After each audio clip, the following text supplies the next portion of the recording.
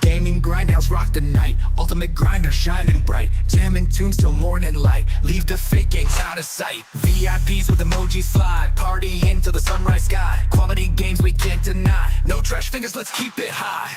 Celebrate, we rise together, gaming grindhouse now and ever. Feel the beat and feel the power, grind all night, this is our hour. Controllers click and screens do blaze, endless fun in countless ways, laughs and cheers in a gaming haze, illness free we set the craze. Pixel worlds where dreams just soar, epic battles, legends roar, power on, let's play some more, in this place we all adore. Celebrate, we rise together, gaming grindhouse now and ever. Feel the beat and feel the power, grind all night, this is our hour.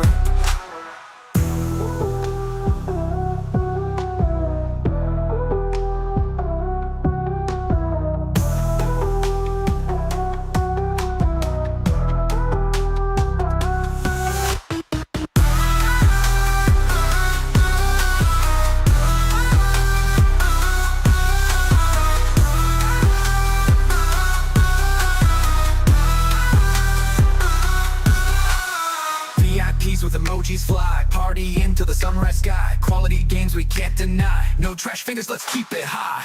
Celebrate, we rise together, gaming grindhouse now and ever. Feel the beat and feel the power, grind all night, this is our hour.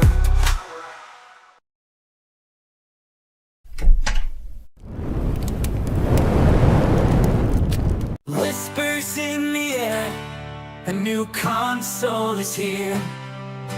Mark Cerny's in the building, ready to make it clear. SSD's blazing, loading times are a breeze. PS5 Pro, taking gaming to the next degree. Graphics in 4K, colors pop like the dream.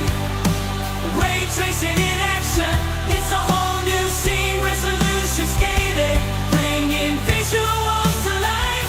Mark Cerny's got the passion, he's ready to ignite. From speedy loading screens to the virtual worlds, PS5 Pro, the power unfurls, unleashing speeds that you've never seen. Mark Cerny's got it covered, he's a tech machine.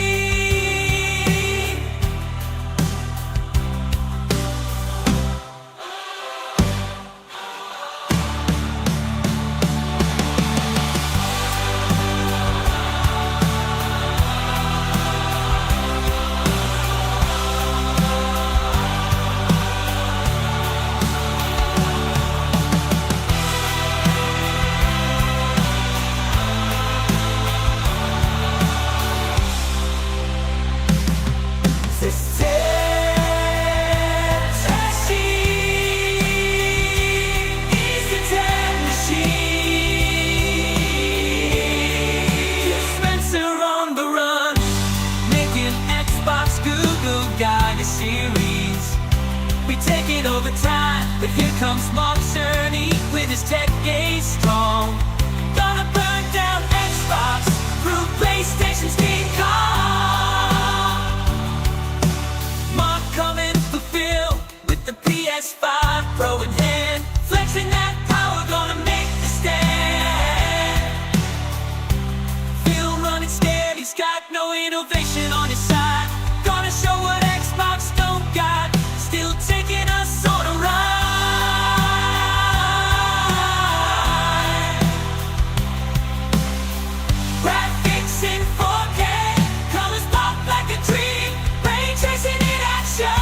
It's a whole new scene.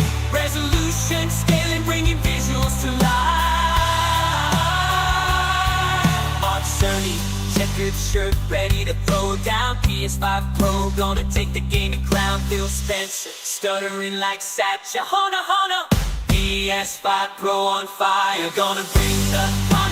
Unstop the tech, cutting edge, and advance with the power of the PS5. Gonna make you dance.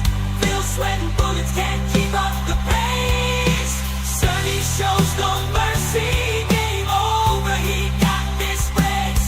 Satcha stuttering, saying on a Hona. Cerny will outshine them all like a supernova. The gaming world, your undisputed king. Check the showdown, Mark Cerny's ready to begin.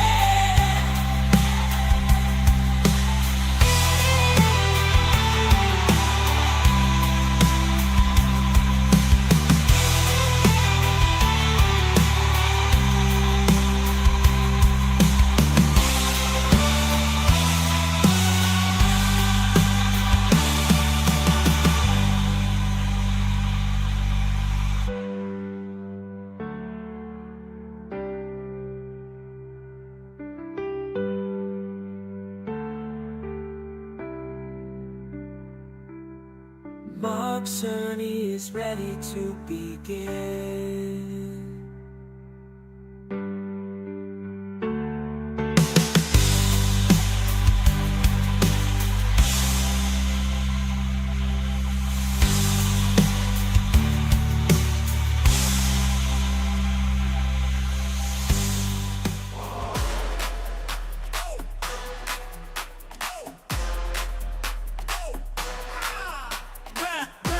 Japan, I took a stand, dropped the deuce, made it grand. Halo's changing, time to switch the command.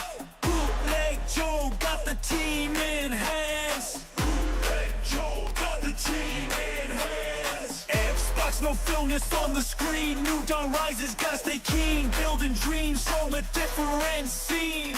Bootleg Halo, know what I mean. Bootleg Halo, know what I mean. Bootleg Halo, it's a brand new show. Joel's in charge now, let it flow. 343, no longer in the glow. Bootleg Halo, let's go, let's go.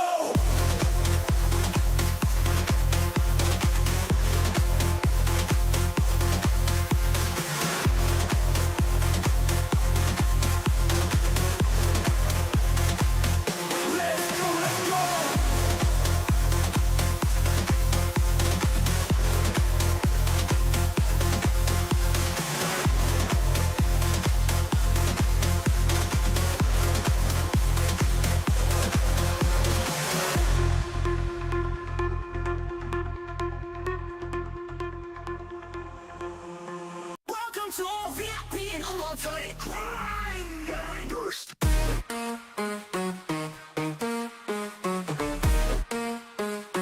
Welcome to all VIP and ultimate grinders. Let's go. Let's go.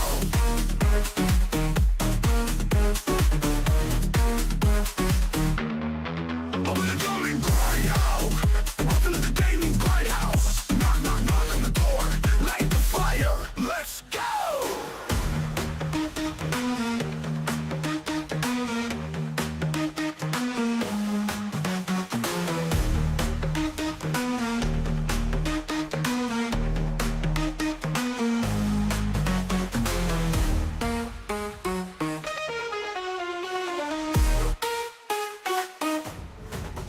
Let's go.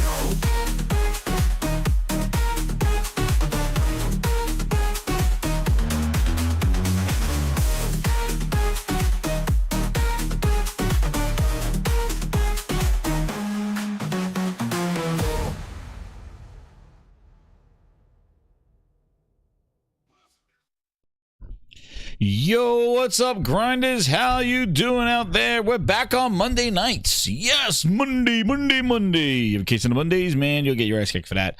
Yo, what's up? How's everybody doing out there?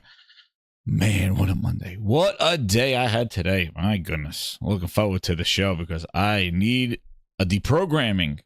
It's been a wild day at work, man. Ay. So, happy to bring the Gaming Grindhouse back to the Mondays. Finally, I was like, I'm bringing it back to the Monday. It's been the last 2 weeks. It was on Wednesday, which was great. Wednesday was good. But I wanted to bring it back to the Mondays because that's the Monday night.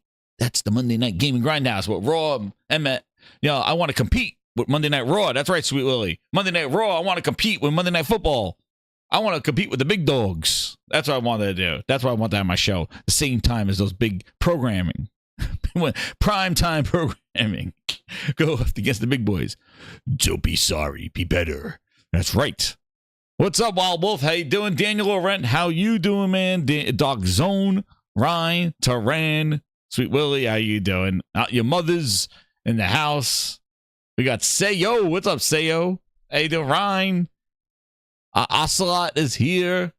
I know, going a little early today because I was like, let's get some of these topics. Again, there's not too much. Like, not too much from Friday's banger of a show, and then Wednesday I did. So, like, being later in the week, I was like, there's not a lot of news to have for the Monday, so I was able to, we'll put some things together, and we'll just have fun with the chat, man, and jam to some music and go crazy. D. John Wayne is here. Phil Bosch, the real Phil, not Phil Ness. Phil Bosch is here. Cephalon Snow, how you doing? What's up, Ryan? Wild Wolf, RPG88, Primal Plasma. What's up? Homie, my voice. Not a lot of topics, Twisted. Yeah, not a lot. Not a lot. I was trying to get some stuff. I was like, because the thing is listen, I like, who just wants to read the news? Like, who just wants to just do the news? Like, let's do something that has some sort of that I want to talk about. You know what I mean? Like, it's sort of like what I want to talk about. It's not like the read the news. Like, you guys could click on an internet and just go click on it. It's the delivery of the news. It's the interaction with the Grindhouse. It's the soundboard. It's the music. It's all the pomp and circumstance that goes with this to makes it fun. In addition to playing the games, obviously. Which, by the way, if you heard my story, holy crap, Friday, man, it was a weekend of Call of Duty with the DOO. Duty. Oh, my goodness, man. That app, oh, man. I'll talk about my story and what I resolved to when I finally got to play it. But as Meatloaf said, 2 out of 3 ain't bad. I got 2 out of 4 computers ain't bad to play it on there because it is janked up on the other 2 computers. And other 2 work. So 2 out of 3 ain't bad. I got 2 out of 4 ain't bad.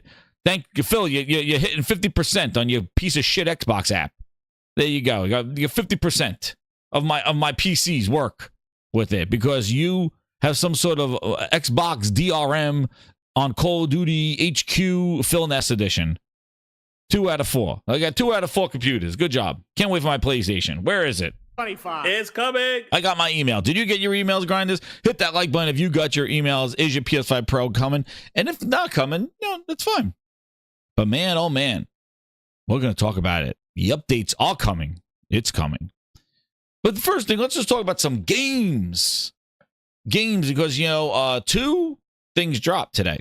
1, Dragon Age reviews. Now, Dragon Age, after 10 years... Dragon Age Veilguard. I feel like they've been talking about this. Yeah, they've been talking about this for about 10 years.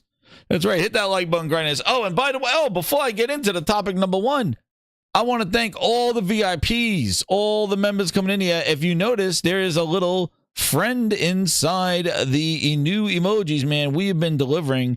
Thank you to all the members joining, all the gifted members. We have a new emoji. I told you I'll bring it. I told you that's the next one. You got what? Now my thing is all messed up. Where the hell's my emojis? I want my emojis. There it is. The Phil Ness GOAT. It's here.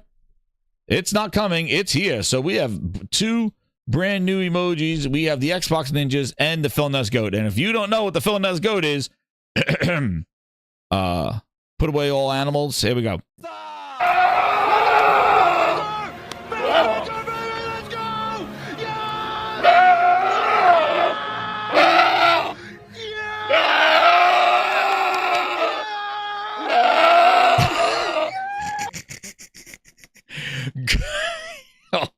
man. Oh, man. Oh, man. Delivers the goods. Who delivers the goods? Oh, man. There it is. The Phil Ness goat. We got him. The only Phil will be like a real goat, not like the goat on that one. But there you go. So we got our emoji for the Phil Ness goat, a new member of the Gaming Grindhouse. Add him to the Xbox Ninjas. That's sweet. And the old man Xbox Ninjas. They're working overtime right now, trying to get behind the frosted glass. They're playing. And if you saw, I've already been playing Call of Duty campaign. I got some talking to do about that on there. But like, let's get to the. So yeah, I don't. You know what? Somebody is like, what's going on, Veilguard? Dude, I have what's going on with Dragon Age. I have no friggin' clue. There is like a war zone going on with Dragon Age. There's the DEI people going crazy for the creative character. I don't know what the hell's going on. And you want to know what? You want to know what? I don't even want to even know. I just care about the game. But man, oh man, I don't care. Like, I don't know what the hell's going on. There was some stuff. Again, maybe you can enlighten me because I just glossed over it because I had no time. I was like, I was looking at some of this stuff. I was like, so how's the game reviewing? I'm interested in playing it. And then I see like people were leaking stuff and there was, I don't know what's up with Matty Plays. I don't know what the hell he's doing. I'm just like, ain't nobody got time for that. Enough. Like, I don't like, please, can we just know how the game is? Like, I got to sift through all this bull to find out what the hell we're doing here. All these agendas and these reviews and opinions. And it's like, is it even about the game? It is all nonsense. I don't even want to deal with it. I'm too busy to deal with that nonsense. Is the game good? Is it worth the money? Should I wait for sale? Is it fun? Is it entertaining? Is it rewarding? Does it have a good story? Is the combat improved? How does it look? Does it run well? All the stuff that a game review matters about. Not about what colors can you put people? Can you give them balls? Can you give them this? And can you enlarge their penis sizes? I don't care. I don't want to know. I don't care. Who? You know what's going to happen? They're going to say, you know what's going to happen? People are going to say, stop making creative characters. That's what they're going to say. You're going to be playing with a wireframe. They're going to say, here's a wireframe character.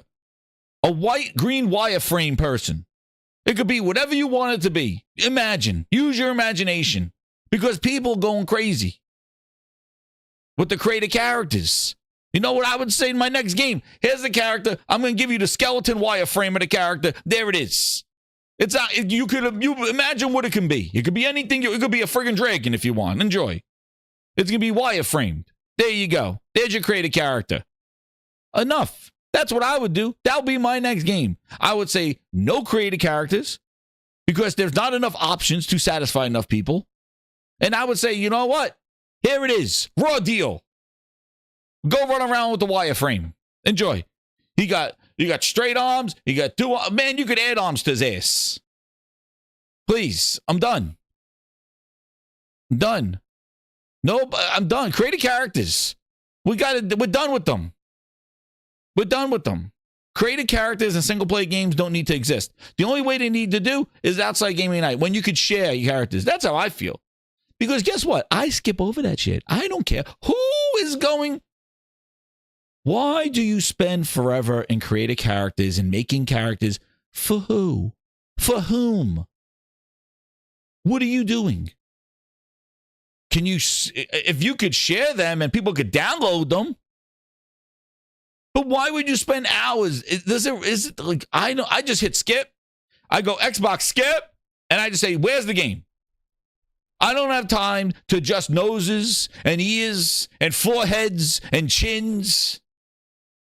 Maybe people do. I don't. I don't have time for that. I want the game. Just use the default. That's what I do, see fresh. I just use the default. I don't care about the ear sizes. I don't care about the chins, the forehead. As soon as I see the levels for the foreheads, I'm like, oh, shit. Make a Phil Ness forehead and we move on. That's what I did. But Armor Core, you got a mech. A design a mech is different. But when you do it, and the worst is when you do that and it's a first-person game. Dude, that's the worst. It's worse when they're like, oh, create a character and it's in first person. It's like, what? For what?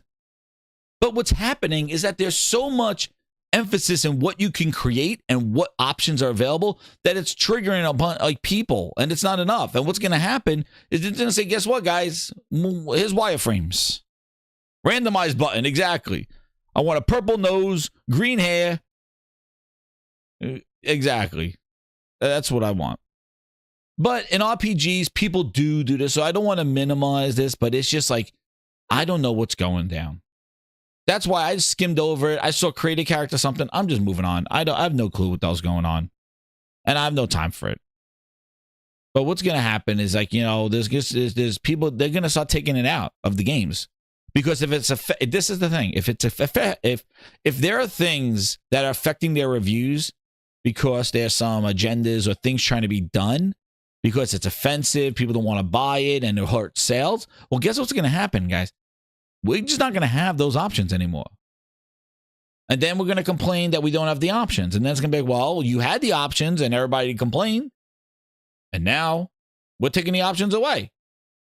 It's wireframe, dude. Okay, well, all right. Well, now you want, okay, we'll give you options, but don't, because, you know, it goes from one extreme to the other. And people want to do that stuff, but it's just crazy. The jiggle physics, exactly. Like, you know, things like that. But it's, you know, and again, there's nothing wrong with investing in a creative character. And I'm not saying that they're the problem, but what's going to happen is because of, if it affects review scores and sales of games, they're going to start rethinking what a creative character is. Well, who knows? Well, I'm just saying for me, I don't have time for that stuff. Maybe I'll do a little here or there. I'll choose my class and stuff like that, but I'm not trying to make it look like anybody. I just can't. I told you, I'm the impatient gamer, impatient grindhouse. Give me fun. That's what I say. I just give me the game. Bring DOA back. Oh my God, DOA is awesome, fun fighting game in there. Well, let's see with Dragon Ball. So this is what the reviews were. Again, if there's more insight anybody has in the chat, let me know. But I had no time for that. I almost pulled over my wire here. So here we go. Here's the breakdown here. If you could tell, is there something that's standing out to anybody in the gaming grindhouse? Anybody? Bueller, anybody? What's up, Ghost? How you doing, man? Ghost in Garage Game in the house. Ron M, what's up, man? Josh, JC, and Josh Ayers coming in here. Look, is there anything you notice? I noticed something here. Dude, that would be the ultimate game. Siru21, member for 5 months. Dude, if you could just have Phil Spencer, that's it, man. I will play Phil Spencer in every freaking game. It would be hilarious.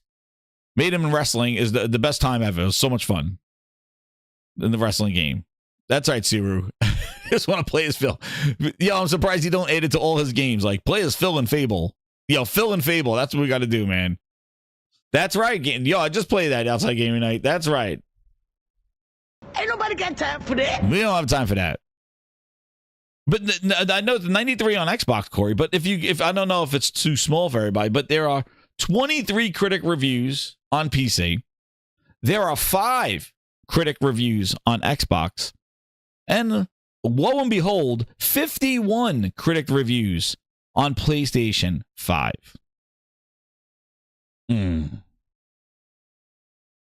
Game over. So, very interesting as the breakdown of where people are reviewing their games and playing them. Phil Ness missed that boat on that one.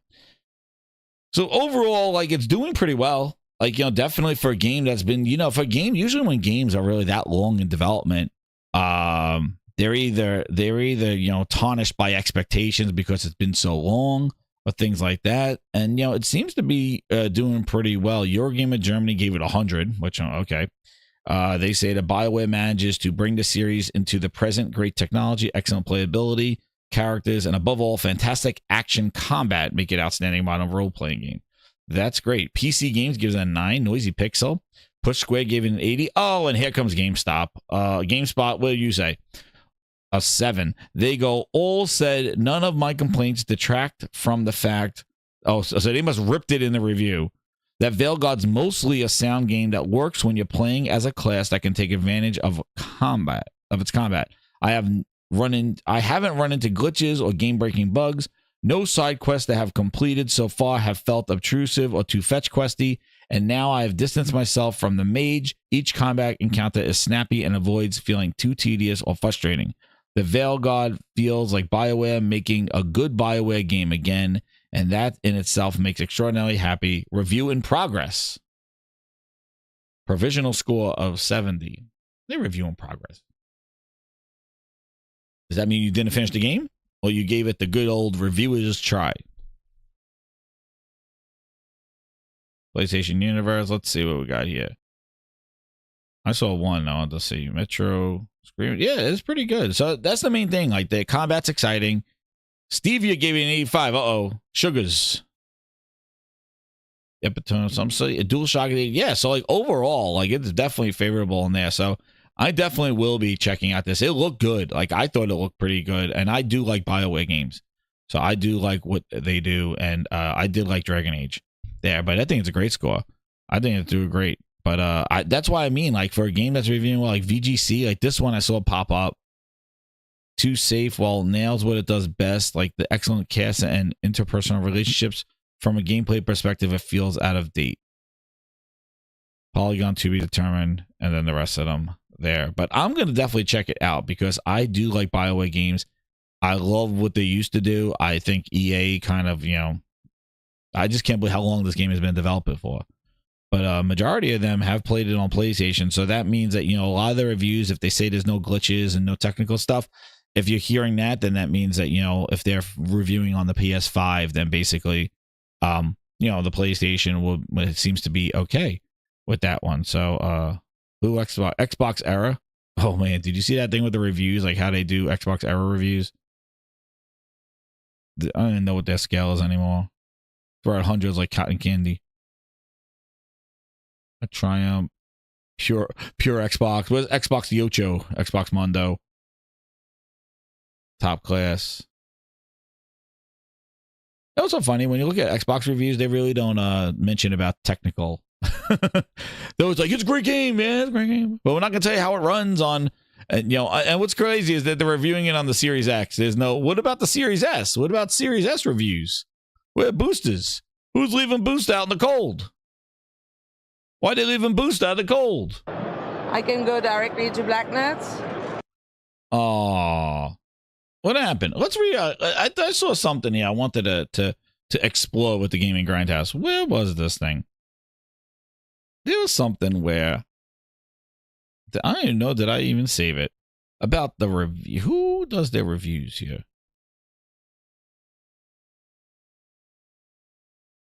Let me see. There was something where.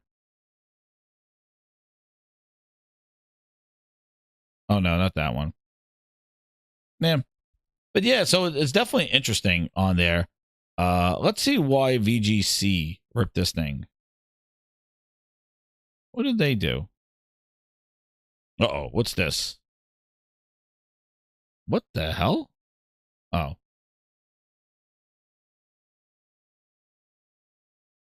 Yes, so this is what they were saying. They were saying here, this is VGC's review. Unfortunately, Veil God's main missions make up for an uneven experience, swinging from incredible set pieces to frustrating slogs. Most of the game is spent destroying red balls of blight that block your path or moving shining cubes.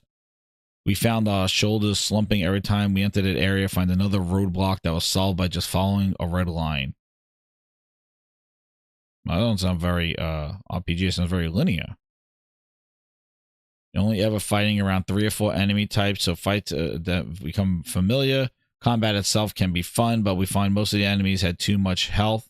The issue isn't particularly difficult. It's more about the time of there. Yes, I covered Satya's letter on Friday. The Satya, the Satya-ness. Yeah. I went over what he was saying about bringing everything there. Controlling the attacks and other 2 members of your party is convenient. Elsewhere, Veil God moves from the open world approach to hub and spoke design, not unlike God of War Ragnarok. In practice, this means that instead of natural connective tissue making the world feel organic, you're moving from one city via the crossroads dimension. It looks like. Oh. Yeah, it looks like a BioWare game. the thing with BioWare games is that they always did that character relationship stuff really well. Like that you felt like, you build the characters and you kind of, things that you said kind of mattered to their relationship on there. I felt definitely much more with the BioWare games than I felt with like Bethesda games. Like you really did build like relationships and teams and stuff like that. So I always thought that was very interesting there. And they're kind of upset that BioWare, after 15 years, they say, when every Mass Effect combat zone was made obvious as possible, thanks to the chest high walls everywhere, for it still to be such an issue now is disappointing. So they're just not liking the freedom and the kind of lockdown the combat zones. Nah, I just think they're giving scot-free about the PS5 Pros. I just think they're giving them out there for just a little early, just kind of let people know. I don't think they're shipping them. I think they're lining them up and getting ready to deliver them on the 7th, which, man, it was a long time. It's been a long time for the Grindhouse not to have the PlayStation. It's been a long time. I'm missing it. I want to finish my Astrobot. I have so many games I want to finish, and now I'm like, you know what? It's kind of good because I kind of, now it deprogrammed from the PlayStation, and now I will, get it now and play it in all its glory with the Pro when it shows up. Something else that came out of the blue was this little director little here at tidbit. Bungie. I'm surprised, and I don't know if they're like tapping them on the shoulders, grinding, hit that like button. Yeah, it's not the prettiest game, Jack. Exactly. It doesn't look. It looked definitely a little kind of like like I said, like a BioWare game, but it's all right. Like, now, the performance is good. I don't know, man. I don't know. I'm interested all over, but yeah, Crooked, all the 100 scores, sus, Starfield vibes all over again. Yeah, I don't know. Do you guys feel like if there's like, there is just this RPG for like just there's too many RPG elements now that they just reviewers just don't know how to kind of review it. They're like, if it's epic, if it's long and big, like let's make it a pause on that. Do we make it a friggin' 100? Like, I don't know. Like, I think there's so many now RPGs, there's JRPGs. Like, I'm gonna tell you, like Metaphor, I've been playing that. That game is slick as hell. The animation, the combat sequences, like like it's slick. And again, you're gonna get mad at me if I'm saying like I never really play the Persona games. So if that's just like a caveat, like how all the Persona games are, then I missed out. But Metaphor is just slick as hell. Like, it really is cool. And I like the difference between going from just action combat to then going into a more strategic combat and then doing the archetypes. Like, I really enjoy that stuff. It's just so clean and atmospheric and engaging that, maybe these Western RPGs are just not doing it because these JRPGs, like, even Final Fantasy, are just doing so, like, they're so clean. Like, it's just really good.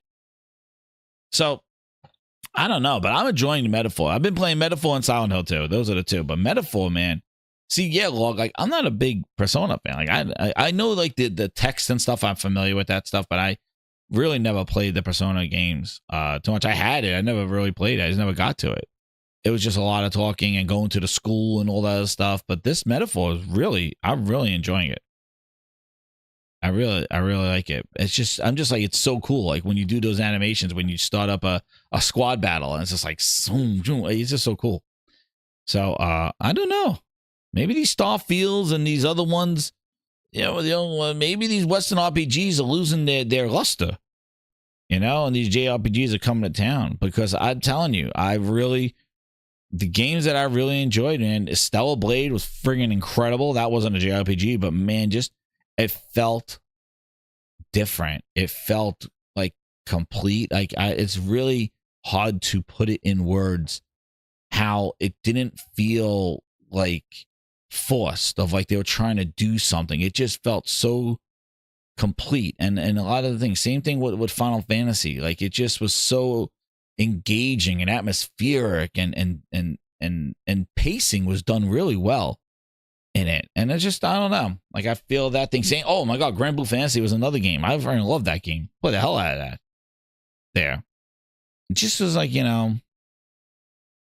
maybe it is like, as I'm getting older and stuff, like, I just like atmosphere. I like games that pull you in. You know, Helldivers was another one I played. That's probably my most played game. But just the atmosphere and the engagement and I don't know, man. That's the kind of where I am with games right now. Like, I feel like that I'm done. I kind of don't have time for the tropes because I see something, and this is just me for my quirk, but like, I'll see something and I go, oh, okay, I know where this is going. I've seen this a million times. We're doing this again. All right, go here, go that. And maybe that's what I feel maybe when I get to my Call of Duty talk about Call of Duty. Like, I just feel like, oh yeah, this is that. All right, there we go. Okay, this is it. And then it kind of just takes me out of it because I'm like, okay, this is where I do the lockpick. Oh, this is where I do. Oh, this is where we talk for 20 minutes and you tell me the story. Like, I don't know. I know that's just me. Again, I'm not speaking for everybody. I'm just speaking for myself about how I kind of like read between the lines and just go, okay, this is that. They put this trope in there. This is a pacing thing. And I like to get caught off guard with that stuff. I like to just kind of it just flows so great. And the story is a big point of that too. But yeah. So like those are just one of the things. But talking about new stuff coming out, marathon news, man, Bungie come back from the dead. They're like, oh, it's they came back like Thriller. They're like, Bungie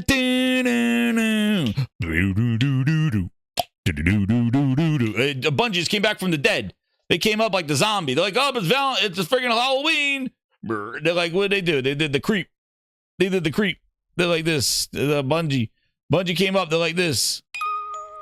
We're back from the dead, everybody. Remember us? We're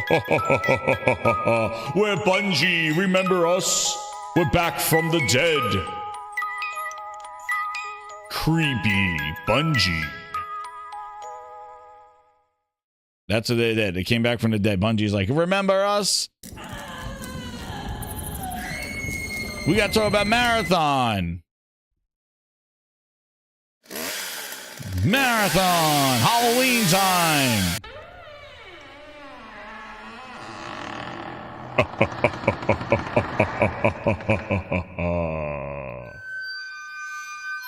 Spooky Grindhouse. But anyway, yes. Yo, Terrifier 3, I gotta watch that. I kept saving. Shout out to Ron M for the don't let me say it. Where is he? Yo, thank you so much, Ron M, for the 10 VIP grinders. We got to get him in there. There we go. Thank you, Ron M. Shout out to you. We got the bomb.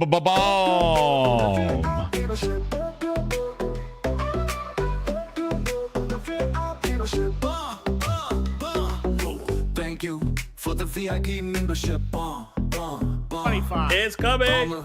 It's for harder than the internet. Thank you for the VIP membership. It's for harder than the internet.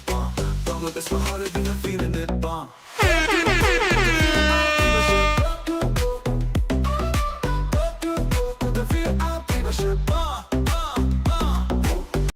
Thank you again, Ron M. Shout out to the bomb. So back to the news. So thank you, Ron M. Everybody said thanks to him. We got the VIPs up there. We're on our way to we got 300 members. We're going to the next level. It said 37 more. Well, Ron just gave us 10. So we got 27 more to the next emoji. 25. It's coming. You guys keep me on my toes with all these emojis coming out there. We're going to I'm trying to fill out the second row right now. Got the second row going. Ron the bomb. So let's see what this guy, I didn't even watch this because I wanted them to sell me Marathon. That's right. You sell me Marathon because I'm already hearing about these service games, and everywhere I go, I'm going to go right back to my music. I'm going to go right back to my song. Ain't nobody got time for that. I want you to sell me on a service game. Let's see. Joe Ziegler. Let's see. Tell me about this Marathon. My name is Joe Ziegler. I am a game director here at Bungie, and I am working currently on a little game that we like to call Marathon, and I'm here today to talk to you a little bit about that game and talk to you about what we've been up to, where we're going with that game, where we're going with talking to you as an audience, and maybe sneak peek a little bit of some of the stuff we've been working on. Just a warning, though, we won't be showing any gameplay footage today.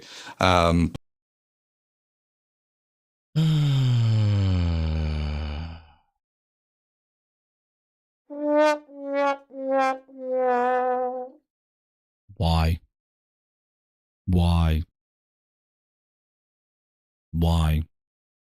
So I'm just going to now watch 8 minutes of you telling me about this. We're talking. We're going to talk. We're going to talk. What is this, ESPN? We're going to talk. All right, let's talk. There we go. We're going to talk. Let's start off right here. I'm talking about the game. You're not going to see the game. You know what, clown? Know what? This is what I mean. Stop. Show the goddamn game and talk over it. Please. Yeah. Yeah, because you guys, you're at the whelm right now. Man, Bungie, you face down, ass up. You should be showing gameplay like your life's dependent on it.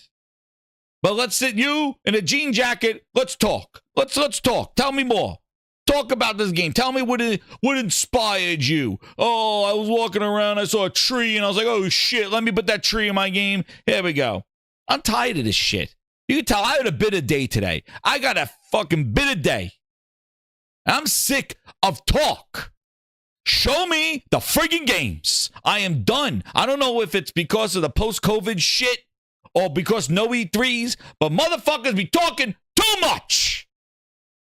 Too much talk. Show us the games. You got video. We got YouTubes out the ass. There's plenty of ways to show games. Why all of a sudden now when we got all these things? You know what's funny? Is when we didn't have all this easy video sharing and all this other shit, we saw more about the games and less talk. Now, we got videos of people talking when they should be showing the game. Let's see. And he puts a stupid little picture of it. All right, you're already failing me, Joe. You're very failing me. Is that a deal? No, I keep losing at deals, and I don't want to make a deal. I'm already anymore. failed. I am leaving, and you can't. No wonder I stop didn't me watch this from shit packing before. my bags. I'm packing my bags. All right, Joe. All right, already you're starting off on a bad foot, Bungie. Alrighty. You let the games do the talking. Always just show the freaking game. Let me determine what it is. Over here we're gonna go. I took a shit and it was the shape of a goddamn flower. I put the flower in the game. That's what he said. But we will be showing a little bit of a sneak peek on some of the stuff that we've been working on. What is he going to show? Friggin', are we going to do a Neil Druckmann? Are we doing Neil Druckmann? Are we going to do, here's some artwork. This is what I saw. Here's a picture. Yeah, so stick around if you were interested in learning a little bit more. Richard Farmer says, Jazz, it's called old age. You can't deal with all this shit. I can't. Exactly. It is ass backwards. Well, let's see. Already. I don't know how you're going to sell me the game without showing it to me. But here we go. About Marathon, and let's get to it. Yeah. It's like Overwatch with a little spin on it. And it's like, here we go. Watch the shit that they're going to talk about. Watch. It's like this, and we got a little bit of this, and we added a little bit. Watch how they compare other games. Awesome. So a lot of you might be asking the question, what is Marathon? Well, Marathon is our take on essentially an extraction shooter. And if you don't know what an extraction shooter is, it's a game type where you essentially go into a dangerous world, a world filled with essentially hostile mobs and players alike that are all sort of existing in that environment and a huge threat to you and challenge your ability to survive and get out alive. You know what really would have solved that? Show me the fucking game! Great Circle is coming out this December. Because mobs are what? Wow, that sounds great. Here's my pre-order. You know, it would have been, you could have eliminated all that guy's talk right there and showed a friggin' clip. It's exactly what it is. But nah, let's keep talking. We'll talk some more. The goal of every session is to get out alive. And along the way, you're going to be completing quests. You're going to be finding loot that will either help you upgrade yourself or things that you can equip to yourself to make yourself stronger. If you get out alive, all that loot is yours to keep. If you don't, you will be losing all of that, and someone else will be able to take that from you. It's an intense game. So in that sense, we like to say It's a game that's not for everybody, but if you are interested in sort of having that intense survival experience and having a game where the stakes really matter and you feel like they're challenged to survive in a really, really harsh and interesting world, then Marathon's just right up your alley. So your sales pitch of this game is that a game, it's a game not for everybody. Am I hearing this correctly? In this world of bullshit, when more people play games, let's put it on PC, let's put it on PlayStation, let's put it on goddamn diapers, all these fucking things. Put them everywhere, right? Oh, but it's not for everybody. Then why the fuck? Then keep it on one platform then. Then I guess we don't need everybody, right? We don't need global launch on multi-platform, on PC, Xbox, the PlayStation. We don't need to do all that, right? It's not for everybody. So then what is all this bullshit? And what is this? What kind of damage control is this? What does that mean? It's not for everybody. What are we doing? What are the... You know what would have been easier? Show me the game! That would have been easy if you show me the game. So, yeah, hopefully that sounds appealing to you. Dude, Bungie, yo, Herman, I'm sorry. We need to talk to Herman. Herman!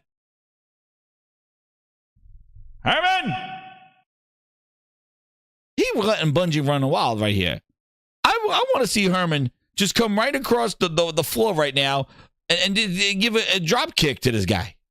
Dude, you're not doing Bungie any favors. Where's Herman? Herman, you better not be buying turtlenecks, bitch. You better not. I want Herman in there. I think Herman got soft. Herman got. What is this? How does Herman allow this shit? Bungie, listen. Bungie is owned by PlayStation. In what world does PlayStation do a game like this? Like, have a dude in a jean jacket just like, what is this? Who thought that this was important to do right now? What is the purpose of this? To get a logo out there? To kind of pick up the pieces of Concord or Concord? You know what? Let's go. I think I found Herman. I got it. I found Herman. Herman! I know why he's not answering my calls. Herman's not answering my calls. I know why. We found them. I found them, grinders. We found the Hermans. I just researched. I used my grindhouse intuition. We found them, ladies and gentlemen. Herman. We found them. Dude. Herman, get off. I don't know if you're practicing for the Winter Olympics. I don't know what we're doing here. Herman, get the fuck off the ice. You got a dude in a jean jacket that's messing up Marathon. I don't know what's going on, Herman. I don't know if you're practicing for the Olympics or you're trying to do figure eight splits. But dude in jean jacket is not doing you any favors.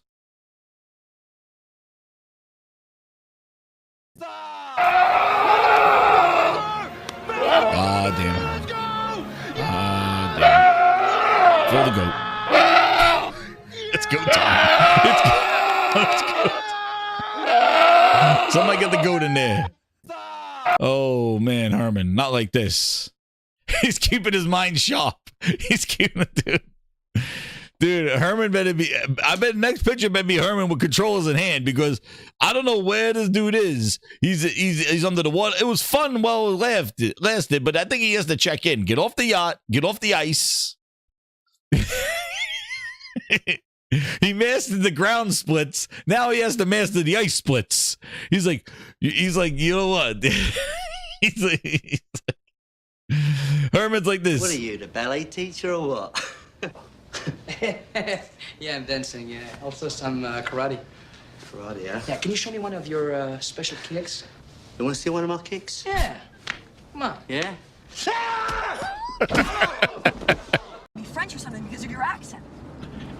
What accent? I don't know why there's a rope around his neck. I don't know what's going on. I don't know. Maybe he's pulling some weight. I don't know what he's doing. But Herman, you got to go stop this guy. This guy at Bungie not doing too hot. All right, he's not doing a good job, Herman. So we got to talk. Get off the ice and find out why this guy is messing up your Bungie here. Let's see what he does. So he sounds very enthused here. Let's see one of my kicks. Survive in a really, really harsh and interesting world, then Marathon's just right up your alley. So yeah, hopefully that sounds appealing to you. The other thing to note about Marathon as a game is that we give you a lot of different tools to do a lot of different things inside the game. There's a ton of loot that you can find. There is weapons. There's equipment that you can equip to yourself that changes your stats or gives you sort of tweaks some of the things that you can do inside of the game. There is utility consumables that are sort of like items that you can use inside of the world, like things that are like mines or like grenades. There's also consumables that help you sort of heal yourself and give you utility in that sort of way. But beyond that, there's also this other layer that is what we like to call our runners, which is sort of the template by which you equip all that stuff to. So each runner has like a small subset of abilities. And on top of that, you get to customize however you want, thinking about sort of what you want to accomplish inside the game. You might equip different types of gear to your character, to your runner, and then go on those runs with that gear in mind. Dude, I can't. I can't. The road comes, and she's being sarcastic. I won't be coming back until Saturday when you leave. She's gonna try to stop me, but she can't run in those little high heels. Never see this face again. Dude, I have no clue what he's talking about. We got consumables, we got equipment, we got loot. All I hear is loot and equipment, and you lose your loot, and then there's runners, and you throw the runner. What the? You know how easy? Show the fucking game. Oh my God. What are you doing, Bungie? Get your head out of your asshole. What is wrong with you, Bungie? Sony, get your mans. Get your mans, Sony. You paid money. Jim Ryan, get his ass. He's doing karaoke night in the goddamn old age home. Get Jim Ryan, drop his pudding, and get the hell over here and go, why did you buy them? What the hell are we doing here? Who thought this was the way to reveal Marathon? This really? This guy talking like you haven't shown the game. What is this? What characters? What equipment? What do they look like? What the hell are you talking about? All I hear is loot, skins, and everybody's waiting for the humdinger. It's loot and weapon pickups, and it's like, who's the runner? Yeah, so there's a lot of different ways a run can unfold inside of our game with all those different pieces. There's also a lot of different sort of objectives and things like that that exist inside of the game. But of course, every single one of them comes with its own risk. And the risk is always present that if you don't get out alive, you will lose the things that you have on you. Talking a little bit about the world of Marathon, our game is obviously set in the IP of Marathon, which is one of Bungie's classic IPs. I think the first game released in 1994. So, damn, even show us the first game, because I don't know what the fuck a Marathon is. People gonna think it's a goddamn track and field game. Like, what is this? Dude, show the first game at least. Do we know what the hell we're talking about? It was quite a while ago. He's cosplaying as Dusty Bin. Oh, damn. T. Harris. He's cosplaying as Dusty Bin. But what we're doing with that world is we're taking a lot of the familiar elements. It sounds like he's talking about Borderlands with runners. I don't know what the hell he's talking about. It's like, I don't understand it. Show us the first game at least. Elements, especially a lot of the things around the mysteries and the kind of eeriness and sort of like the... And what, is he saving the battle pass to the end? I'm assuming. I didn't even get to the end yet. I want to save this for the grind because I was like, oh, maybe they'll show the end. As soon as I find out he's not showing the game, I don't even want to go through this thing. Is he saving the customization of your character for the end? Is that what he's saving? He's saving for the end. He's going to go, oh, and by the way, we're going to have all outfits. You could dress as a friggin' glowing dildo and all this other shit. I don't give a... Is that what he's saving? Because that's usually when they pitch these games, they save the cosmetics until the end because that's the shit where they expect to make their money. Oh, and there'll be battle passes and there'll be seasons and there'll be outfits you could wear. You could put on a flappy hat and all this other shit. Is that what he's saving the end for? He's like, oh, we got rid of the game. Well, who gives a shit about the gameplay? Let me tell you about the battle pass. I can't wait to tell you about how we're going to monetize the fucker. How do I put it? Like the psychological kind of creepiness of the entire IP as it exists Sony got to get their mans. This but is we're bullshit. Layering on some elements that we think really help modern. People are going to think it's a Summer Olympic game. They're going to think like, oh shit, where's the goddamn long jump? The track and field, does it come with a pad? Do I get to run in place? I don't know what the I don't know what the hell is it, and also bring it to a new story that we can sort of, and a new world that we can sort of like continue to update and delight all of you with over the course of time. Oh shit, there it is. There it is. There we go. See? The second half. How we're going to talk about it to service. He's saving it all for the watch. Here we go. Of the course of time. There it is. So already we got day one bullshit coming our way. Ready to go. Way to go. And also bring it to a new story that we can sort of, and new world that we can sort of like continue to update and delight all of you with over the course of time. Oh, great. There we go. The 10-year bullshit again. Yo, I am done with this shit, dude. I am friggin' done. Like, when are they going to realize that we don't give up, like, enough of this shit? And I can't believe after that Concord horse shit that Sony's letting this man do this. They're not learning.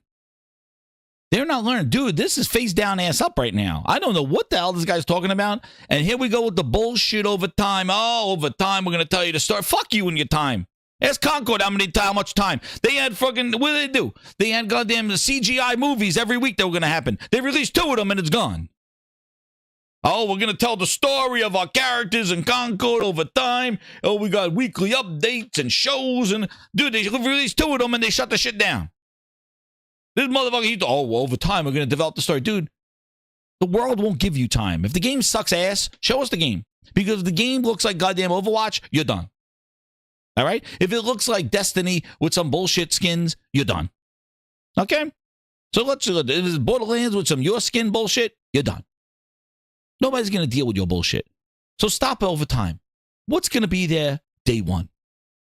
But I already hear the horse shit. Already. We've been through this too many times before. I want to just kick the gaming industry in the goddamn nuts. That's what I want to do. I'm bitter today. I'm pissed off today. This should have been a what's going on because I'm pissed today. I had a rough day. I'm pissed today. Like, this is fucking bullshit. I'm sick of the gaming industry. They want to know why the fuck the gaming industry is a piece of shit. It's because of these fucking things. This is why. Nobody fucking cares. Stop it. Make something original. Get the fuck out of here with this bullshit. Telling stories over time. We're not giving you the time, so fuck your story. I don't understand it. When are they going to realize that this is not what people want? The stories have been, the chips have been set. Your Fortnites, your war zones, it's done. Stop it. Nobody wants you to spin a bullshit unless you're bringing something new. And you're not showing the game, you're talking about it. Which I think is, that's a fail right now. That's a fail to all gamers right now. This is a fail. Show us the freaking game then. Show us why you're different. See, that's the problem with this gaming industry. This is the problem. They want to talk about their game. And then people all of a sudden make it, oh, it's like this. Oh, it's like this. Instead of showing their game and starting with number one, why my game is different from everybody else. And why is it better than everything else? But none of these gaming people do this. They just go, yeah, I have this thing, this idea. We got collectibles and you're going to wear them and pickups and do all this stuff. And then we're going to do this. And then we'll add story over time. And it's like, what?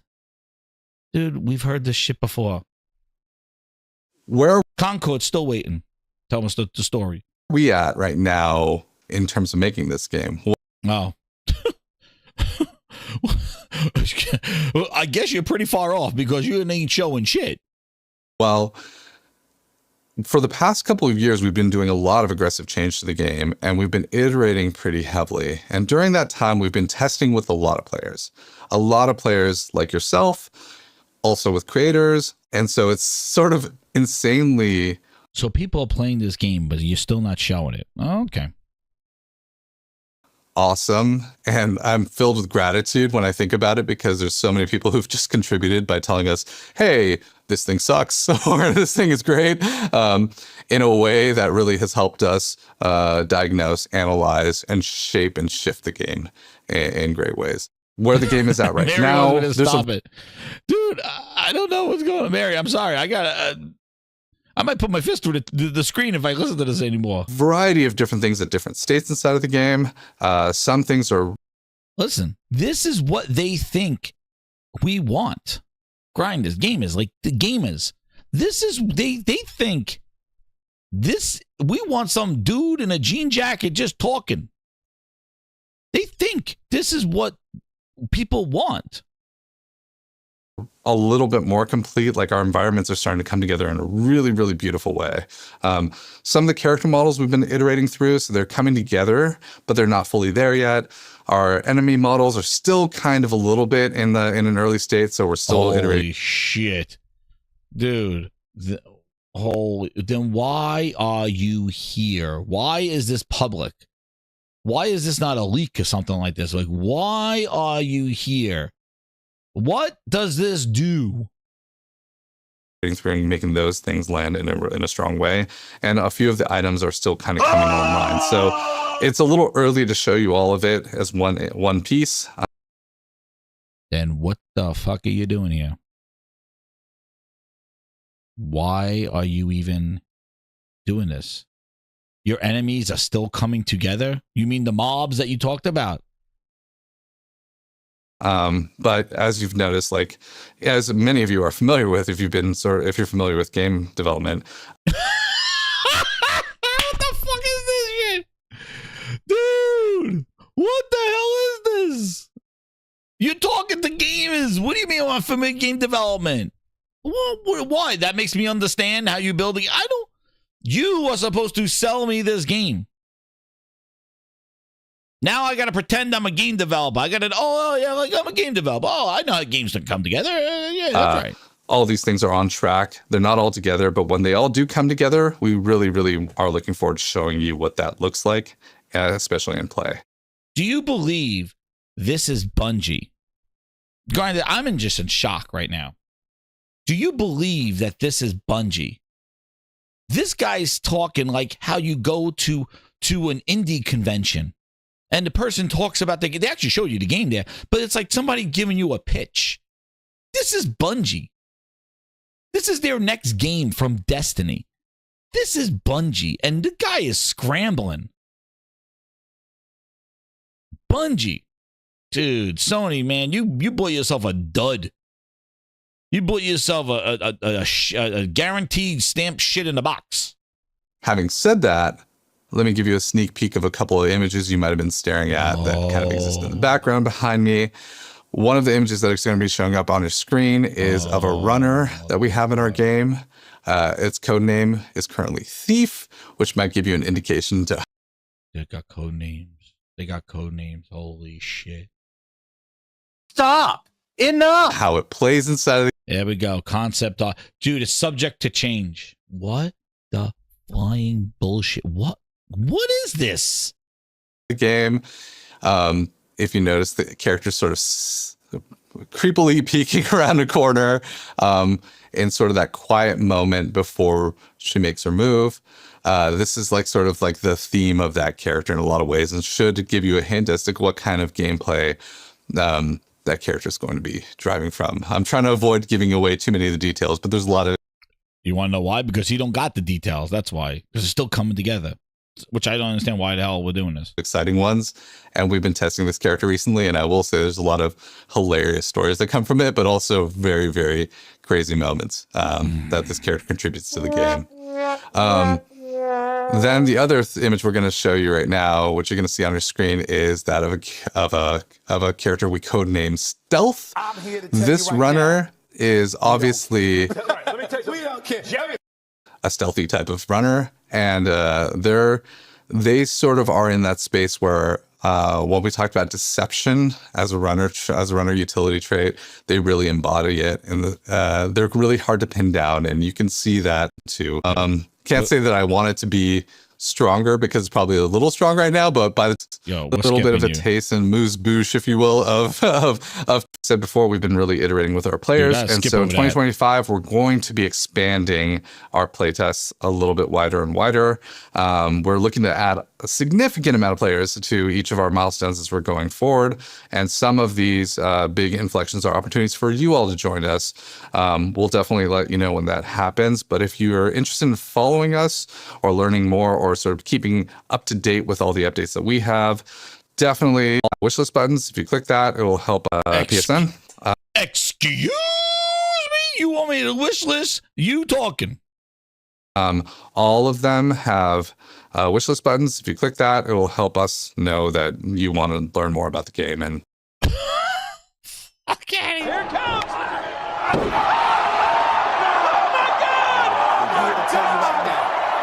We have work to do.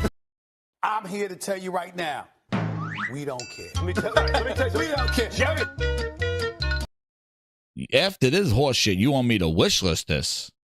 We can sort of send the information your way. Well, thank you all. I just want to say a lot of different thanks, actually. I have so much gratitude right now that I don't know if I could fit it all in this video. And the interest that you show in sort of engaging with all of the content that we've created. Like, what? So are we making the game, Grinders? Are we making the game? Because that's what it sounds like. It sounds like this guy has an idea and they're going to test it amongst people, throw the shit against the wall, and then we're going to help them develop it. And then what, they're going to expect us to buy it at the end? Is that what this sounds like? Because that's what this sounds like. This sounds like a Kickstarter. And this is a very bad pitch because we're not even seeing what the hell we're buying. Please. Yeah, you want to know what? You could shove your wish list button straight up your ass because I'm not wish listing shit until you show me the goddamn game. Not no goddamn person hiding behind a wall. Enough from me. We're going to have the games do our talking. So they got the balls to have that. So that guy's sales pitch is supposed to make me go click on one of these links and wish list the game to give him input that I'm interested in it. Dude in jean jacket. Grinders, this is what gaming's about now? Like, is this what it is? Like, are they trying to get the feedback from us to monetize the fuck out of us? Is that what this is? Because it's irking the shit out of me. Because I'm done with this shit. I am done. D-O-N-E done. With these pitches and these bullshits. Because this don't sell me on the game. Let me tell you about an idea. Oh, and then wish listed, and then we may invite you, and then you can tell us what we can fix, and then we'll fix it, and then we'll charge you at the end. You should pay me, bitch. Yeah, exactly. S2N. Show me the game. Then I'll click the button. You can shove that button up your ass. I ain't clicking on shit. You just wasted my time and the Grindhouse's time. But did you want something from me? You want us to wish list what? Your face? Get the hell out of here with this shit. You think they will learn? You pay me. Exactly, Nick. You fucking pay me $40 at the end of this shit. What? I'm going to tell you how to build the game and give you the feedback and play through bugs and we'll fix it later, all this other shit. And then what? You're going to slap me with a $40? Is that how this works? Then I go pay $40 and then you try to monetize me with goddamn, friggin' jock straps and elbow pads? And then tell me story over time? Get the hell out of here, man. This just perturbs me. You want to know why the gaming industry did this? Come on, man. Get the hell out of here with this shit. Well, good job, Marathon. I thought I was actually going to see something. You wishlist my ass. We're not getting wishlisted. The hell out of here. Herman, get off the ice.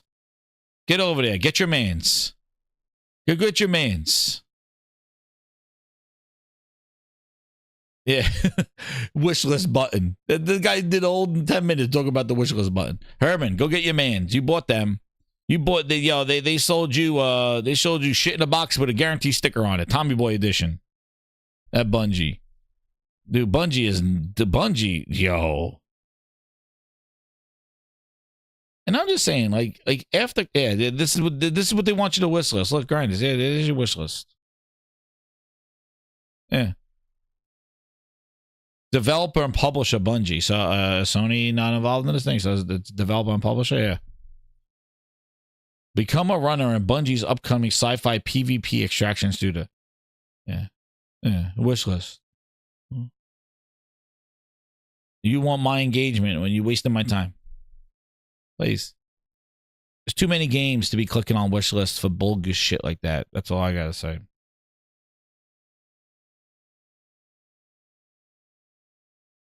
Oh, and here's some more info on Bungie, and if you're interested in it. Bungie has confirmed that Marathon will not follow the traditional hero shooter format. This won't feel, yeah, quote, don't show me. This won't feel like when you just choose a hero and then get whatever weapon and abilities are assigned to them, end quote. Oh, that's nice. Why don't you show that with gameplay? Why don't you let the game do the talking? Oh, but the enemies are not even, what are they fighting? The enemies are not even ready yet. Please. Waste of time. Sorry, grinders, waste your time on that one. But we got good news. That was the bad news. Bungie face down, ass up. Enough of them. Bungie, I don't know if Sony messed up Bungie or Bungie messed up Bungie, but man, oh man, let me tell you something. 25. It's coming. The Pro is coming. The Pro is coming, and dude, they are dropping enhanced patches right now. Right now, getting you all ready for your PS5 Pro. Right now, they're dropping them. They just did the Ratchet and Clank one. And then Rise of the Ronin dropped theirs. Stellar Blade got theirs. And Spider-Man got theirs over the weekend. Spider-Man Remastered, they updated, dude. We're ready. Bungie messed up Bungie. There you go, Twister. Thank you for the clarification. Yeah, I'm sick of talking, man. I'm not, that was not the video I needed to see today. I'll tell you that. But dude, I need this. It's coming. It's coming. Great Circle is coming out. It's coming, bitches. Pro next week, man.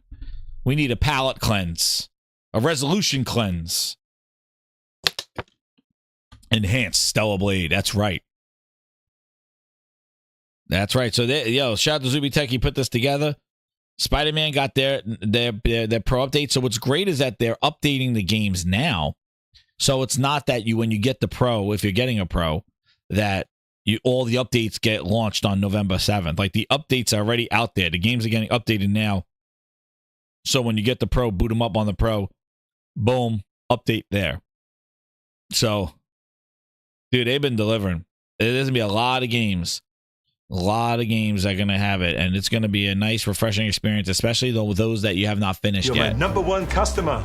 That's right. Twisted Sin with the 5. He goes, we are now at 80 enhanced games. Dude, it's way more than was promised. I know. Just over a month and a half ago, Cerny was saying that they had about 30 or 25 and stuff. Dude, it's been more and more. And a lot of third-party games. So, and then they're making sure, and look at this, Helldivers. Woo! They haven't specified what Helldivers is, though. But, dude. They got the where is it? They got the here's, and then hear this too, the Horizon 2, dude. Nixus, here we go. Horizon Zero Dawn Remastered, over 10 hours of additional motion capture data for characters directed and captured by Guerrilla. Dude, this is a I don't know why don't they say remake or remake. Like, I don't like the difference of remaster. Like, I don't like when there's remaster when it's just an up-res of the same game. And then there's a remaster. Like, I don't know if there needs to be a bigger M, like with a big M master. But, like, this is not a remaster. This is basically a reskin of the game. Like, I don't know why you call, like, Last of Us remastered. That should be enhanced or something like that. Like, there needs to be a remakester. There, shout out J Bar. Yeah, exactly. That's what I think. There needs to be some distinction as to a remaster, big M, and a remaster where we're just doing up-res stuff. It plays at a higher resolution and better frame rate. Because this is not like, I think saying it's a remaster is not doing it justice, because this thing is freaking a reskin, like a reskin. I don't know, man. I really think. But man, I'm gonna play. I tell you, I gotta play the Frozen section. Dude, running that. If Nixus now could do remasters, dude, I'm all for it. If they could do that stuff. Shout out to Thrifty, member of 18 months. Hit that like button, subscribe, become a grinder. That's right. Thank you, Thrifty. Shout out to Thrifty over there. But yeah, I am ready, man. I am ready for that remake, because I got to finish it. I need to finish that. And then here's Insomniac dropping the deployment for the PS5 Pro. We deployed updates today. So they did that, what was it? That was today. They did Rift Apart, Marvel Spider-Man 2, new visual options for the PS5 Pro, and Performance Pro, and dude, so this is where I mean now. Somebody else had Pro Max. We're gonna have to get the lingo straight, grinders. They got Performance Pro and Fidelity Pro, and then somebody had Pro Max. So we're gonna exactly $10. Come on, Aaron. Oh man, he says $10, nickel and dime, dude. Please ask Phil Ness, nickel and dime. Where were you, Aaron, when the price increased at Game Pass? Come on now, don't let me play the clown music. Great Circle is coming out this December. Herman skating away. Skate away, Herman. Skate away. But we got here. Let's see what else we got here. And then, yeah, that's they got a whole bunch coming out, dude. A whole bunch of updates, and probably some more maybe this week. But man, that Pro is ready. So I don't know if everybody's hyped. Hit that like button if you're hyped for the Pro next week. It's coming out November 7th. I got my pre-order ready to go at GameStop. I got my credit that I've been holding on to, so I'm ready for that. And yeah, I like all the support that they're getting, and like, you know, all these games that are coming out. So can't wait to see. I know even Dragon Age was one of them. So Veilguard, that is going to have enhancements there. So newer games as well. So games upcoming. So it's not like this. It's going to be this lapse in time where there are games coming out that are not Pro enhanced. It seems like it's going to hit the ground running, and it's just going to start from there. And one of the things that is a little head shaky here is Black Ops, dude. Black Ops 6. Call of Duty. We got Call of Duty. And one of the things that is just not too great, apparently, what is going to happen to Boosteroid? Not Boosteroid, Booster. When the PS5 is playing steadier frame rates and performance over the Xbox. Like, we've seen this before, the Series X. So apparently going through this, that there was the PlayStation that has its moments, but there's less moments of it. The S is just all over the place. The X is there, but the PlayStation runs this better. What the Pro? They're going to add another bar right here of the Pro. And I'm not talking about Call of Duty. Then zombies, and then finally laziest effort. Great. Let's just skip that thing. Pay the bills. Pay the bills. This year, the game does improve on that.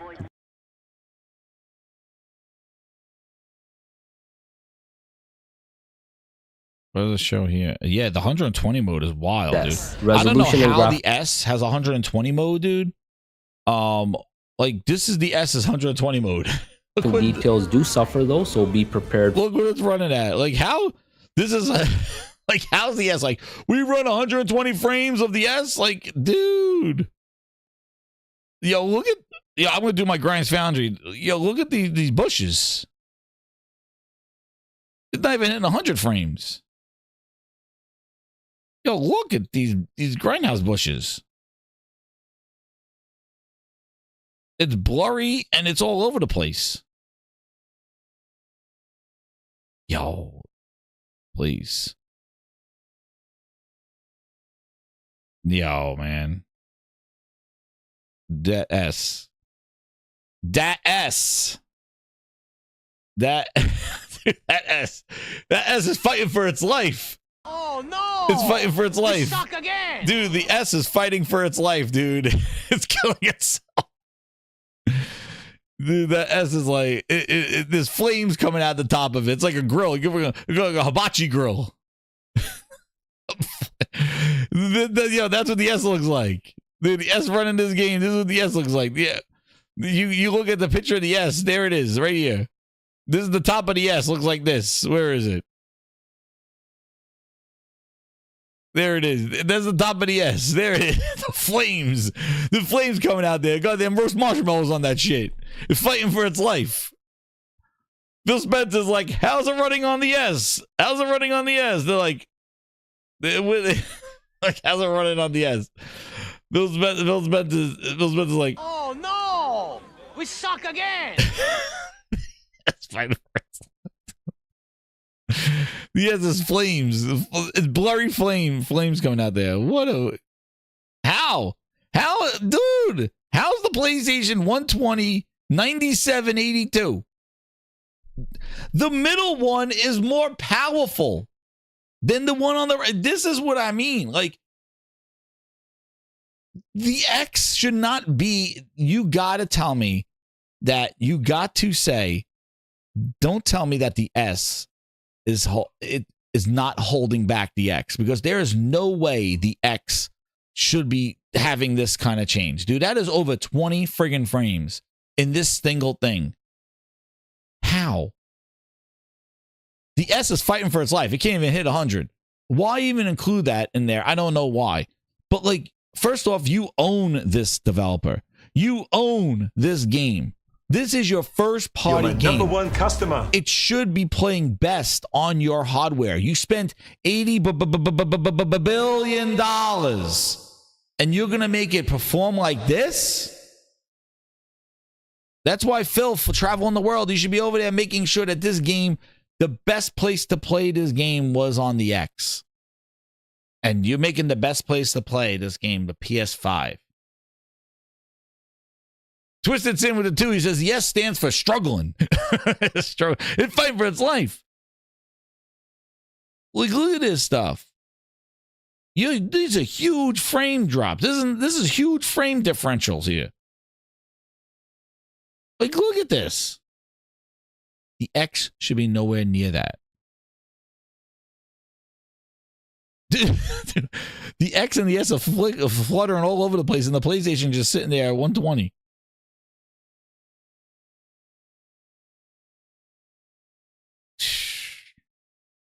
All right, now the PlayStation dropped. Now the PlayStation dropped to their level. Yep, went back up. Dude, when I saw this, all I thought about is just what happens. And this is the thing that we've been trying to say leading up to the PS5 Pro, how Xbox is not trying anything. And how the hell, if this is what's happening right now to games, this is the latest release, this is their own game. This is, you want to talk about first party and Call of Duty back on top and all this other stuff. This is their first party game. They own Activision. They should have they didn't have to send two guys, one tooth, Xbox ninjas over there, because they were the Xbox. Unless the Xbox ninjas went over there, they're like, we're here to fix Call of Duty. Dude, I don't know. But you own this. How do you have this differential like this? You own this stuff. And what happens when next we have a little slice next to the PS5 and you got a PS5 Pro sitting there locked, or it's sitting there in another level? It is going to make you look like double boosters. I don't understand how they let this happen. I don't know if it's because it's easier for the PlayStation. I don't know what it is, but it is a head scratcher to me. It is a head scratcher to me. Look at these two on the left. Look at I'm just clicking away and freeze framing it. Like, you see the PS5 is sitting around 120. It drops. But the X is fighting for its life. Have you seen the X hit 120 and stay there for a little bit? I haven't. Now they're fighting for they're fighting for their lives here. But here we go again. It's the Pro seems to haven't, like the PS5, I'm saying the Pro, dude, it's just a regular PS5. But on paper, yeah, here's the S fighting for its life, dude. Blurry and 60. And it's not a super demanding game. Like, I'm running it on, with a 4070, I'm running it on extreme at 4K. Like, it's fine. Like, it is not one of those, it is not, oh my gosh, look at this. Yo, that barbed wire looks like it's a string. Dude, these S, man, it looks like barbed wire looks like a string. Look at this. Where are the flames? Oh, shit. Phil the Fireman Spencer. Black Ops 6 Day 1 Game Pass. Black Ops. He gave you the Game Pass edition. There's no fire on the S. I said I wouldn't do that. Where's the most fire? people in this room have probably been used to spending 60, 70 bucks on it every. Breakfast to go. You're gonna love my nuts. Watch this. Dude, they removed the fire on the S. There's no fire. Phil the Fireman Spencer. Where's the... There's a fire.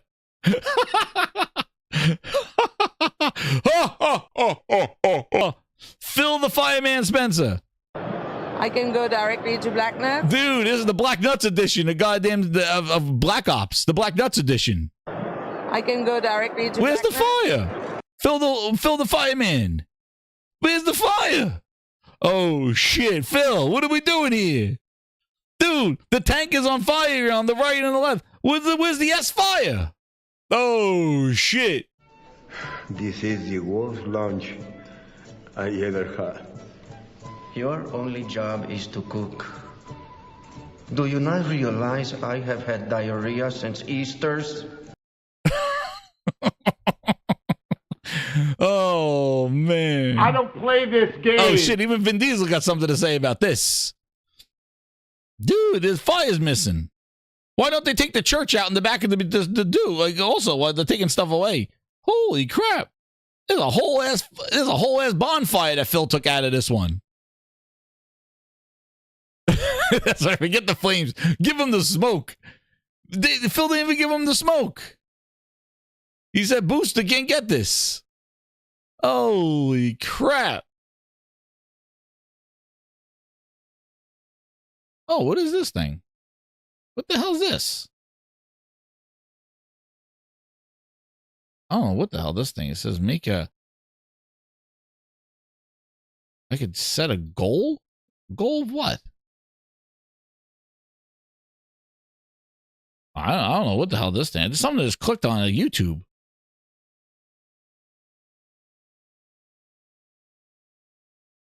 What the hell's going on? YouTube just did something to me. Oh, there's I don't know what the hell. I just clicked on something now on YouTube. I don't know what's going on. I don't know. What the hell is this thing? What did I click on? I wanted to click on something to see there. There's a goal? We could set goals? Q&A with the grinders?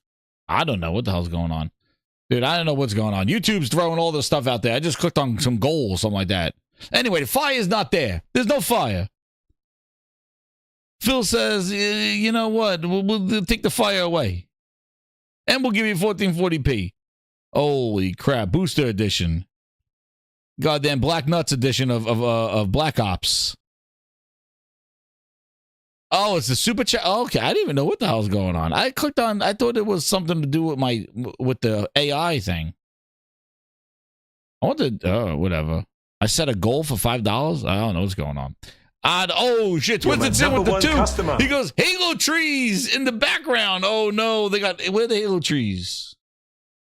Oh man, like it doesn't even have like all this dynamic stuff either. Dude, they tapped into 343. Oh, I mean Halo Studio trees. The fireless console. You want to know why, Aaron? They didn't put the fire. You know why they didn't put the fire in the Series S? Because the Series S is on fire. There you go. It's like, oh, we don't need the fire of the tanker right there because your Series S has flames coming out the top of it. Oh, shit. At the top of the friggin' Series S glory hole. That's what that vent is for. To roast some marshmallows. Now wait a second. Where's the PlayStation tanker one? What's going on? Zombies don't. What kind of zombies is this? I didn't even try zombies yet. This looks very disappointing, zombies. Has anybody tried zombies yet? Has anybody tried zombies? Because I didn't try it yet. But it doesn't look... It looks like just like a regular map with zombies on it. Where's like the haunted house and stuff? And I'm climbing it. Like, I don't know, man. What's going on? I don't know. I didn't try the zombies. Who's this guy? This is a zombie? The hell's going on here?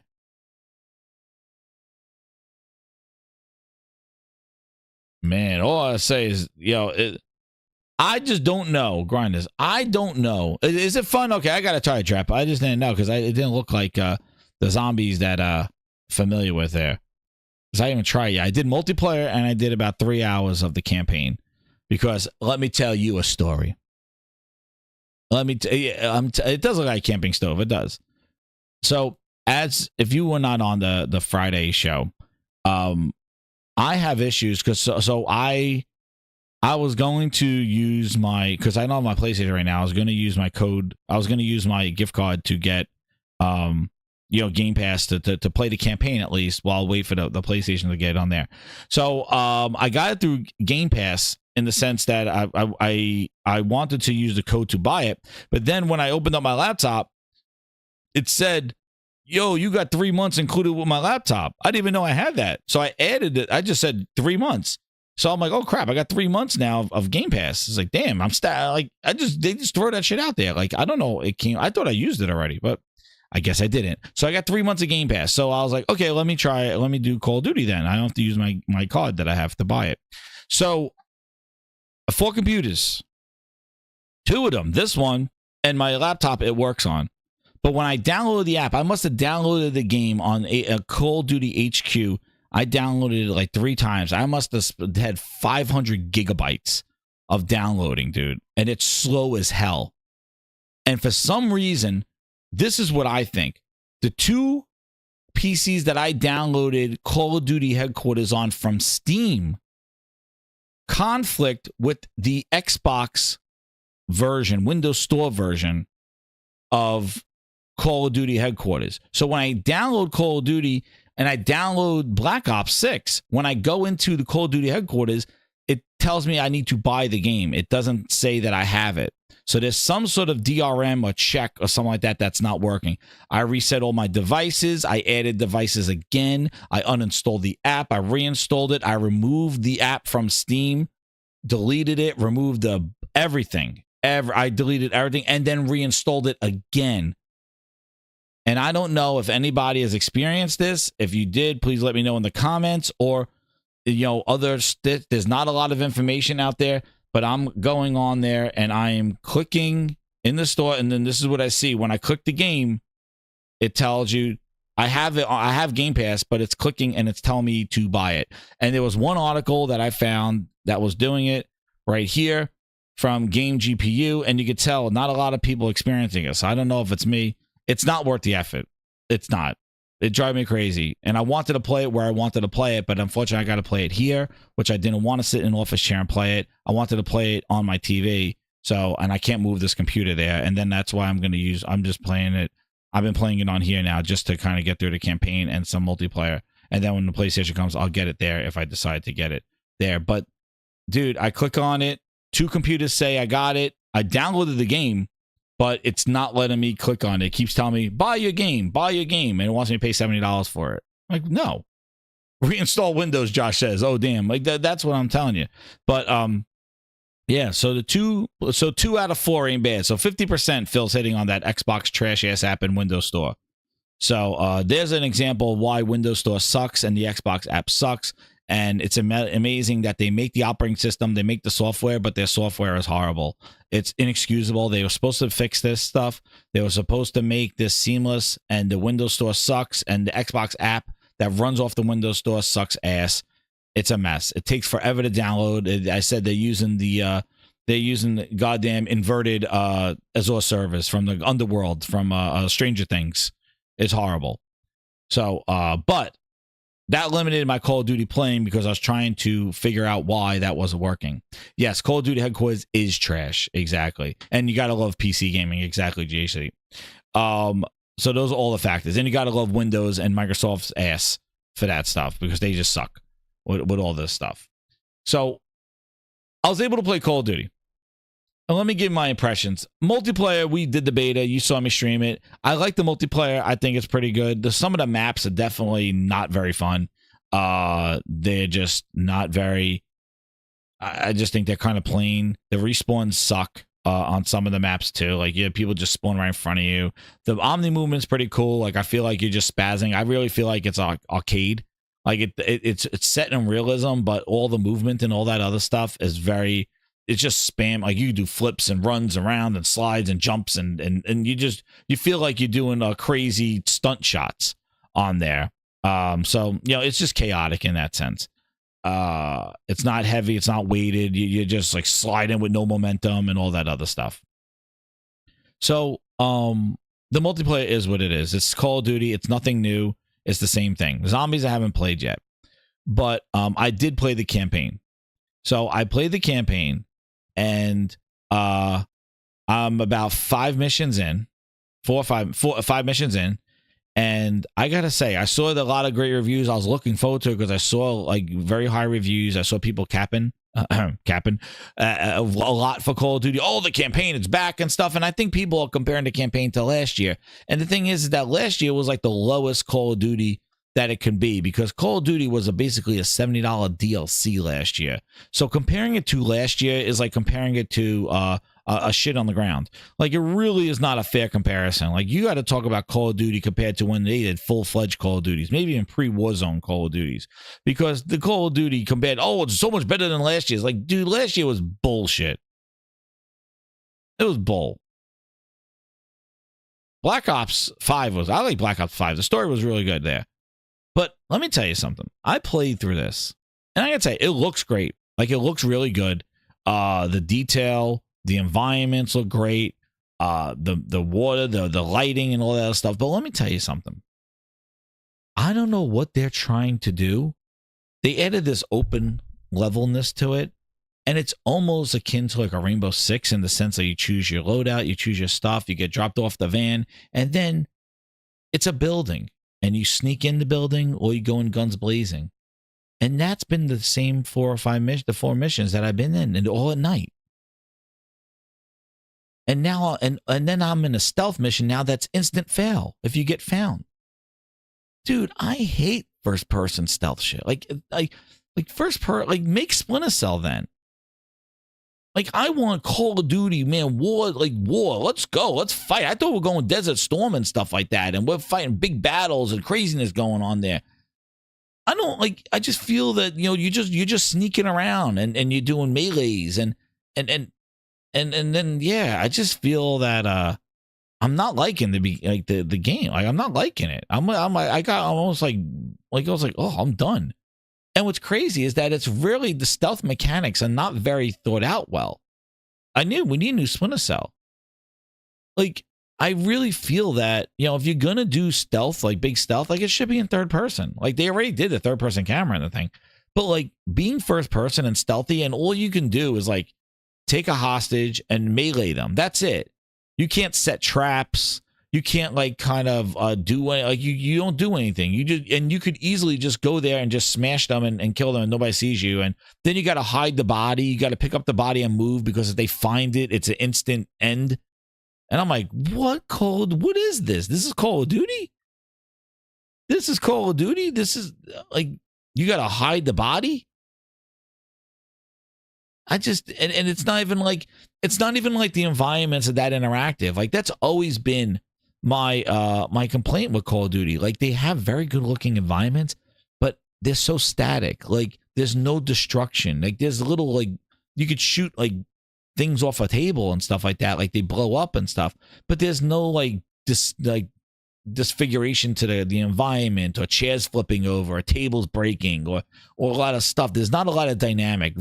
Call of Duty is very sterile environments. Like, they're like, you talk about battlefields and stuff like that. Like, I think Call of Duty needed to implement something like that, especially in the single player.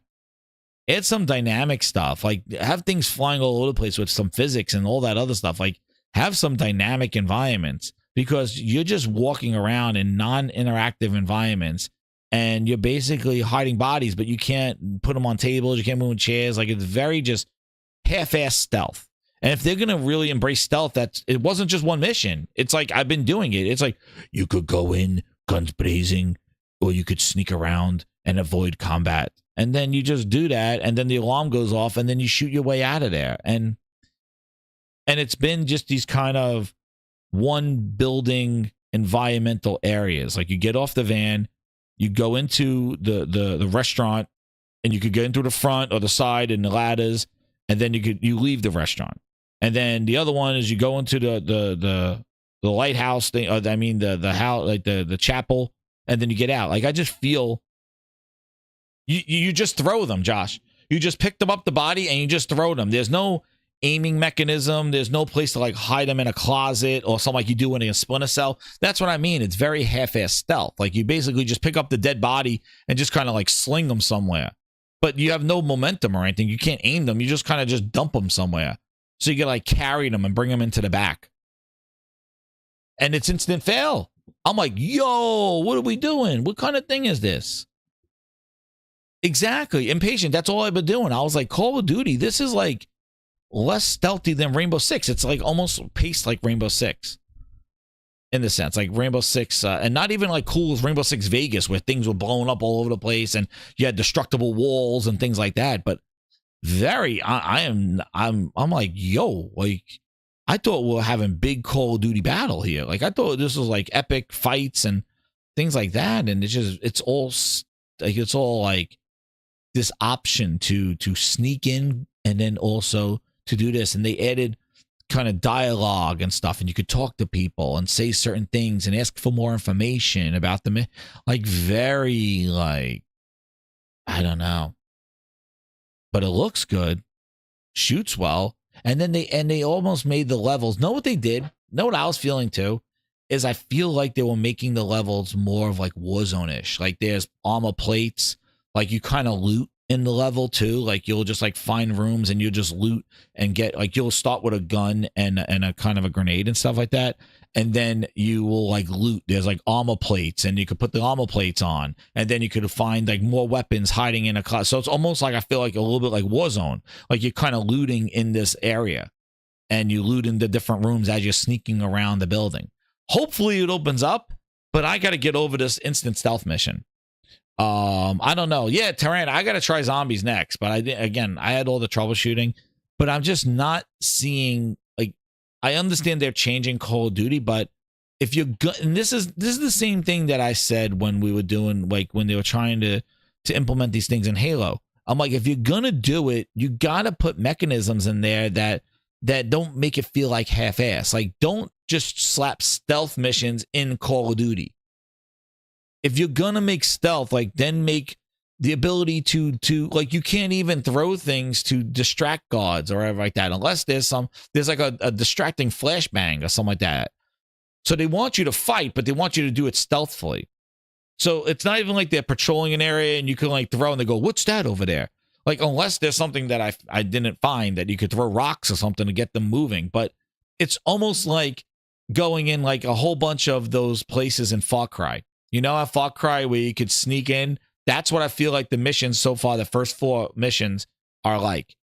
It's like you have a what are those things? Like those basically those Far Cry those Far Cry bases, and you could sneak in, guns blazing. But even in Far Cry, you could set traps. You could use the AI. You could have animals lure them in, and you could do all fun things with the AI to manipulate them in Far Cry when you're taking over a base or something like that. There's no AI in this. There's nothing. In Far Cry, let you throw rocks, let you unlock cages. There's lock picking in this, that you're doing lock picks. In Call of Duty, you're lock picking stuff. Yeah, and it's been the same things. And then at the end, you get picked up by your van and you're out. And then they do a little story at your base. And then the base is like, oh, you could use the money that you find in the missions to build up your base and add like all these different things. So building your base. So I'm just like, I just saw 9s and all this craziness for the campaign. And I thought that this was something like Revolution. I was like, oh my God, everybody's like, Call of Duty's back. Call of Duty's back. And I just not feeling it. Very like low key. I'm like, this is just not super exciting campaign so far. It's all stealth. And now with the mission now would instant fail if you get found or they find the body. I'm like, eee. So I don't know, man. Yeah, Far Cry was on. I love Far Cry. I love Far Cry. You know, that's what I mean. If you're gonna do this stuff, then do it right. Have all the gadgets. Have the under the camera, under the door camera cam and stuff like that. Have all traps and stuff that you could set. Like if you're gonna do stealth, breach and clear. Like do Rainbow Six stuff. Like do it. But don't just try to like say, oh, we're Call of Duty and we're gonna add stealth missions. Or we're just gonna make this structure of kind of like sneak in or go in the way you want to go. And not have enemy doors, a bunch of enemies coming after you, fine. But like, dude, it's been just like, it's kind of dull. So hopefully it gets better. Story seems all right. Same stuff going on. But yeah, I thought I was going to come back with impressions that like, yo, this campaign is freaking awesome. Like this popcorn, incredible moment. So hopefully there are some of them later on. But man, for the first 4 missions that I played, it was the same thing. Sneak in or go in guns blazing. And even if you go in guns blazing, you got to pick up guns because you don't have enough weapons and you got to look for armor. You got to like kind of loot around and things like that. So, and then I got to try zombies, which Guap says the zombies is really good. So I'll try that as well. So I got to try zombies there. But I've never been a big fan of zombies, to be honest. I never have been a big fan of zombies. I do the multiplayer and I do the campaign. And I never really got it. I zombies once or twice, and that's about it. I really am not into zombies. I like old school zombies where you had to kind of like just lock down and survive and just last in the building and patch up the doors, like simple zombies. And then it just got crazy. And then the one zombie that I thought was interesting was when the bus had to leave and you had to go. It was like Zombie World. Those were interesting there as well. Like that one was pretty cool. So, you know, that one was, I don't know what else was supposed to go on with this thing. But yeah, so that was the zombie.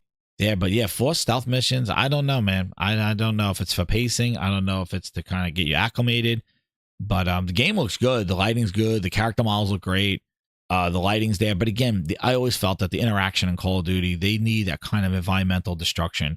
I've always been wanting that for Call of Duty. I wanted it to pull some elements from Battlefield. Oh, and the other thing too is I noticed, and again, I don't know if anybody else noticed this too, but in the multiplayer Black Ops, they don't have like the war zone, like the big battle with the vehicles and stuff, ground war. I didn't see it in there. They just have the traditional Call of Duty kind of round-based missions and, you know, your mini just, you know, death matches and stuff like that. But the big grand scale battles, the ground wars with that helicopters and vehicles and stuff, it's not there. So I think they're coming in later. But yeah, but the ground war I didn't find in the DLC, in the multiplayer, unless it's in there. But I missed it. I don't know if it's in there. Just let me know. But I gotta try that because again, I've been fighting PC technical stuff. Oh, Arizona Sunshine. Yeah, I do some VR. I'm telling you, I got to get my PlayStation to get my VR going. You know, I can stream for that MetaQuest. Not that. Even though I love the MetaQuest. That's my exercise thing. Which I got to go back to do that stuff. But anyway, yeah, so I don't know if anybody else is loving the Call of Duty, but I saw so much, like, there's definitely extra love and extra stuff for Call of Duty right now. Everybody's checking the numbers because they know, you know, there was an $80 billion acquisition made for this thing. And this is it. Like, this got to do what it needs to do. So, you know, everybody was checking out the numbers. So how did it do over the weekend? You know, what is going on with it, and how they feel what's going on with it. And yeah, it actually, you know, it peaked better than last year. It was one of the highest Call of Duties on Steam. So everybody's just using Steam numbers now because we haven't had any real numbers to share, but it's doing pretty well on Steam. I guess, well, let me see, look up, I don't have it up here. Let me see, Black Ops 6 Steam DB. Let's see. And I don't know too what the, you know, the reviews are not too hot on there. Let's see, Black Ops 6, and then, not Not price history. Let's see. Player history. No, not that one. Yeah, where the hell is Steam TV? What's going on here? Call of Duty.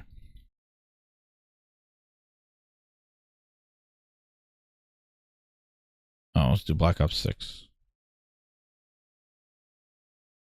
Now we'll see how it does. Like, you know, definitely where's the numbers? Why is the numbers not working?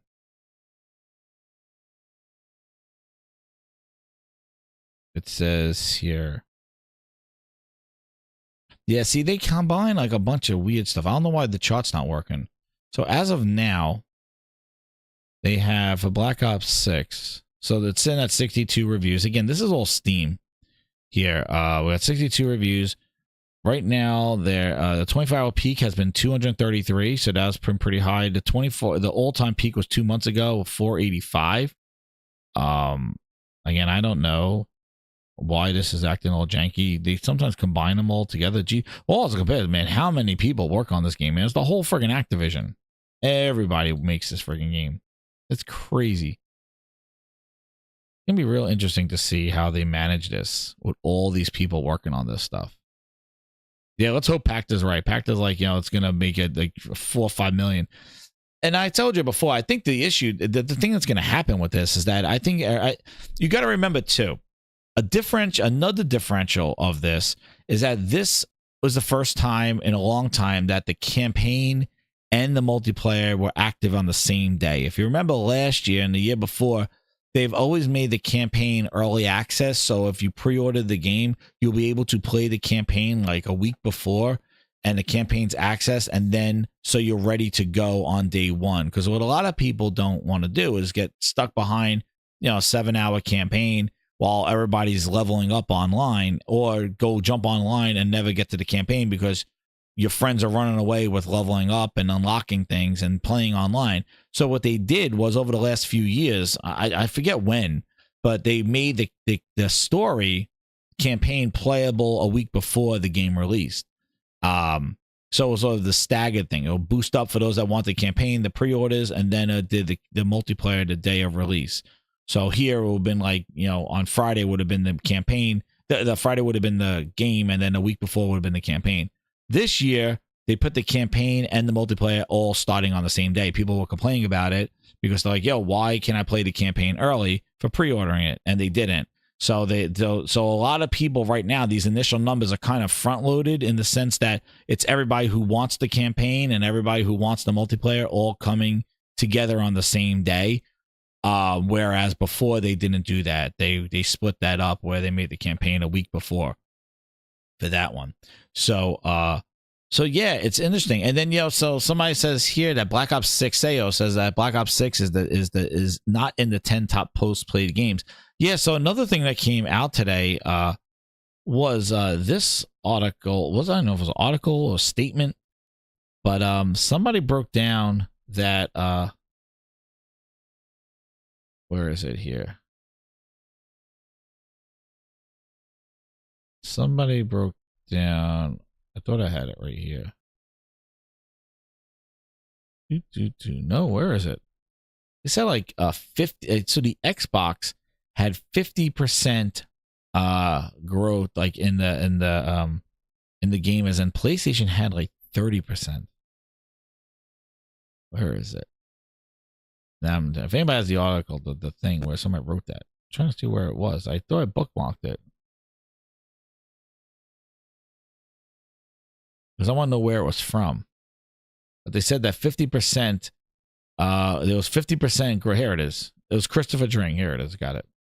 So Christopher Dring said here that analysts. Oh, no. That's not it. That's Michael Pacta's drunk ass talking about that shit. No. That's not it. It was, here it is. Charlie Intel reported here from Circana. Yeah, Matt Piscatella said this. So right now they're saying with the launch of Black Ops 6, nearly 50% of all active users. So here it is.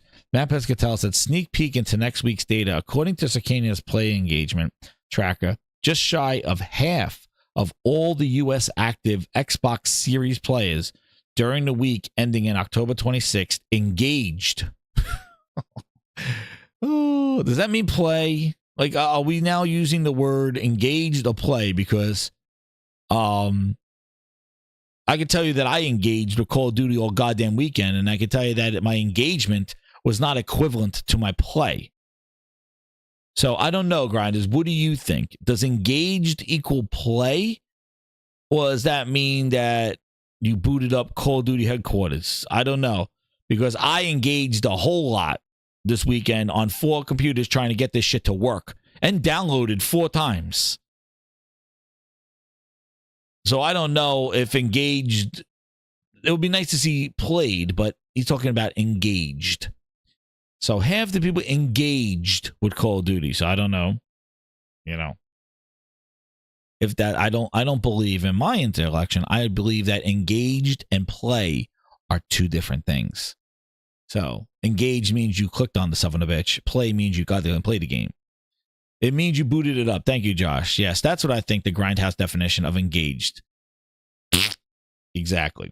So half of them engaged with the game because Phil loves his engagement numbers. That's Microsoft fuzzy numbers. And this is nearly 2 times the prior week. So I guess so wait, it's nearly 2 times that. So the prior week nobody engaged with Call of Duty, but then 2 times in them engaged when I don't know. And then on PlayStation 5, slightly less, 1/3 of all active players engaged, up 30%. So what this kind of tells me is that there's nothing to goddamn play on Xbox, and they were just waiting for this because it popped up in their Game Pass.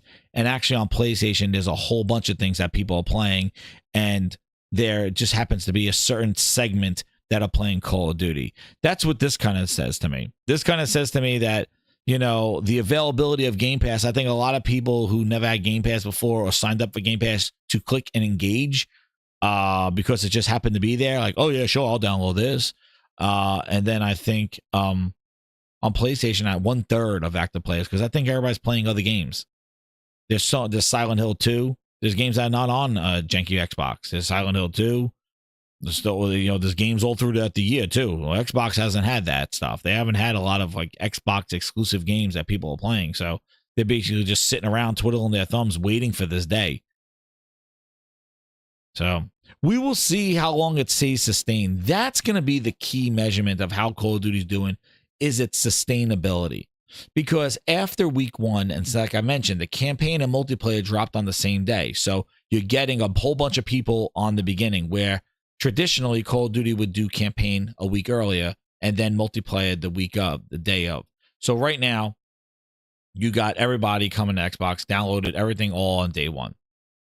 It's going to be a metaphor. Yeah, a metaphor is great too. But now, we need to see, like, if a bunch of the campaign players drop off after next week, and now the numbers kind of stagnate and just kind of stay where Call of Duty is. Like, I don't know. I don't feel that Call of Duty is going to have this snowball effect that like we saw with Helldivers 2, which is a very rare thing. Usually you get the big drop off.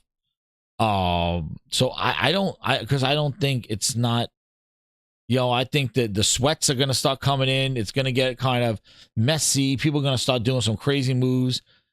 And like you could see, like the multiplayer is fun, but the core maps just suck. Considering how Treyarch has made so many iconic Call of Duty members over the years, Black Ops 6 maps are something. Hopefully post-launch maps are better.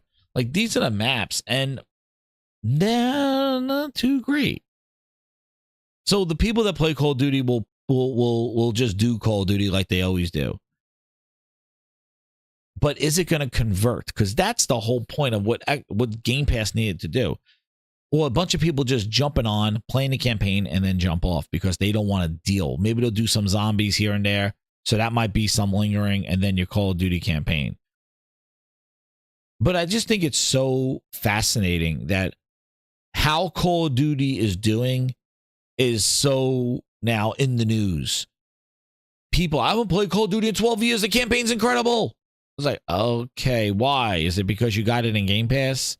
Is it because you watched the courtroom documents with Judge Judy and Phil Ness? Like, because the Xbox podcast told you that you need to love Call of Duty now? Because I remember so many people just hated Call of Duty and loved Halo. I'm going to tell you, if you want some receipts, grinders, go look at when Halo Infinite released and go look at their comments about Call of Duty back then.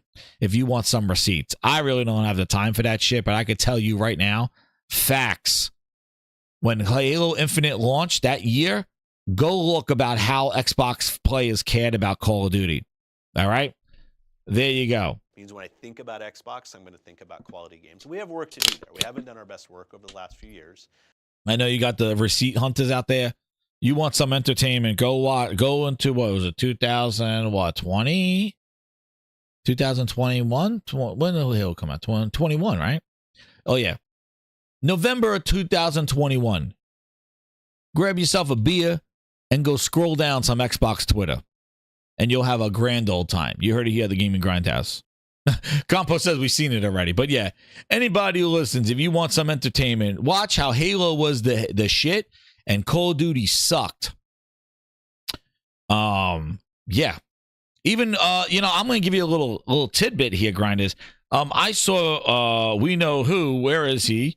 Where is he? Now my grinds board's getting wild here. I got to make sure I get it here. Where is he? And we could always count on him. Where is he? Damn it. Things getting too crazy right now. Oh my God. Where the hell did it go? It doesn't have the same effect. I got Mr. Yellow Chair. Yes, Mr. Yellow Chair loves Call of Duty. Ooh, he loves himself some Call of Duty. If you just go back just a couple of years, he was saying how Call of Duty shouldn't be an annual release game. We don't need an annual released Call of Duty. Breakfast to go. You're going to love my nuts. Watch this. We went from no annual releases to, oh man, Call of Duty every year. Love it. But that's how nobody really cared about Call of Duty in that sense, especially when Sony had all the marketing. And I can tell you, go back to 2021 and you will get a slew of people that you'll see them. They're playing Call of Duty right now. Dude, they wanted Call of Duty to burn. They wanted Call of Duty to burn.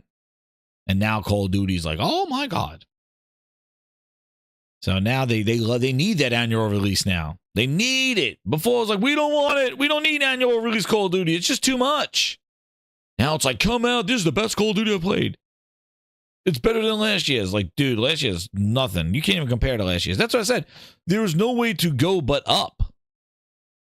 Like, after last year's Call of Duty, which even you could call it, there's no way to go but up. Last year's was atrocious.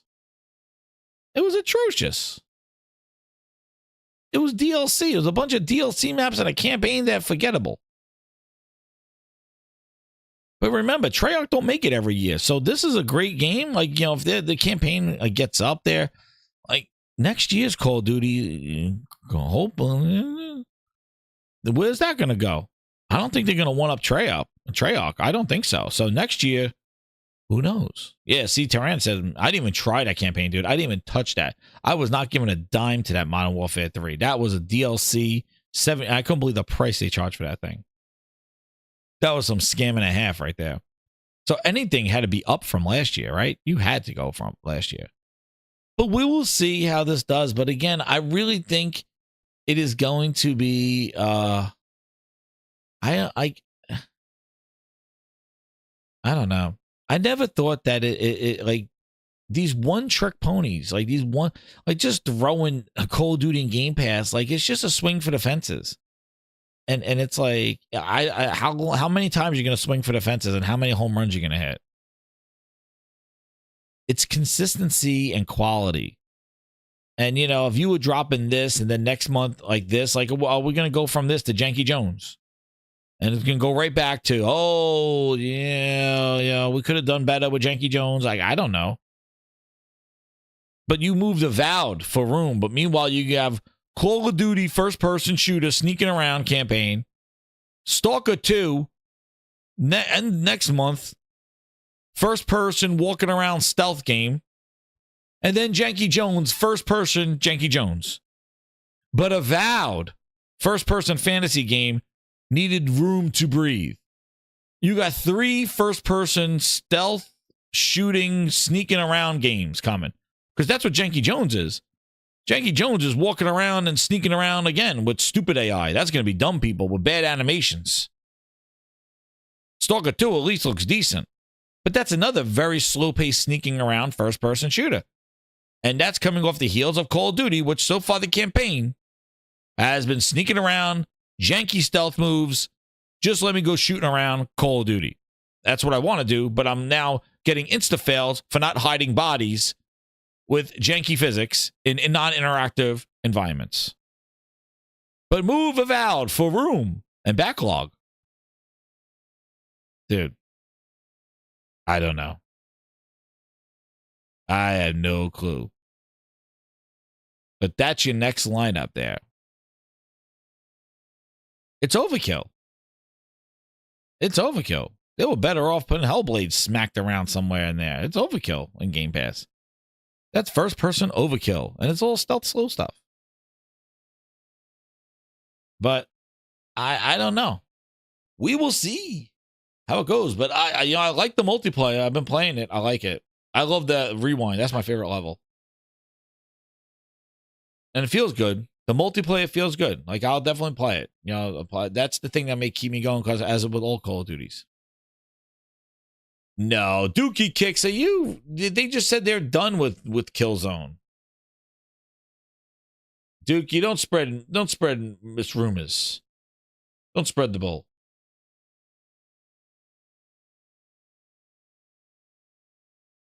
Don't spread the bull. But I'm going to play more of the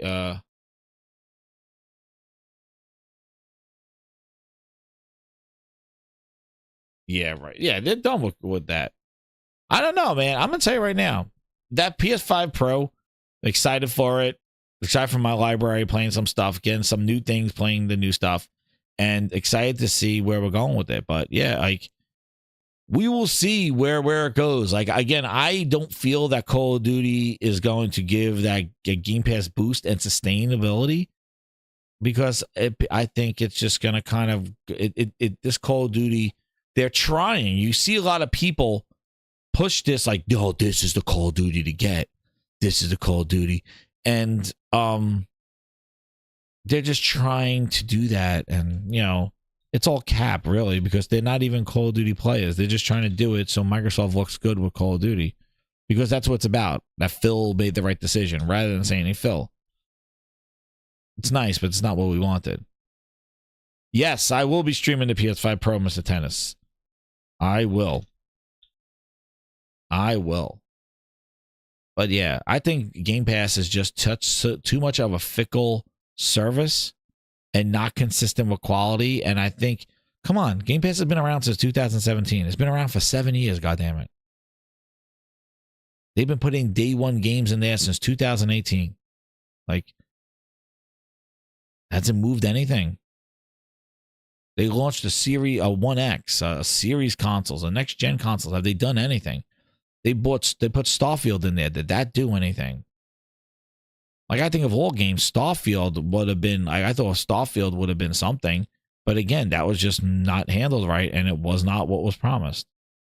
And Call of Duty, I told you, Call of Duty's been around for so long, it's already got its established audience. They needed to do something different. Rather than just doing an EA and putting the shit that was in there and they just kind of put it back in there and they put their tweak on it. Instead of doing that, they needed to do something new and refreshing.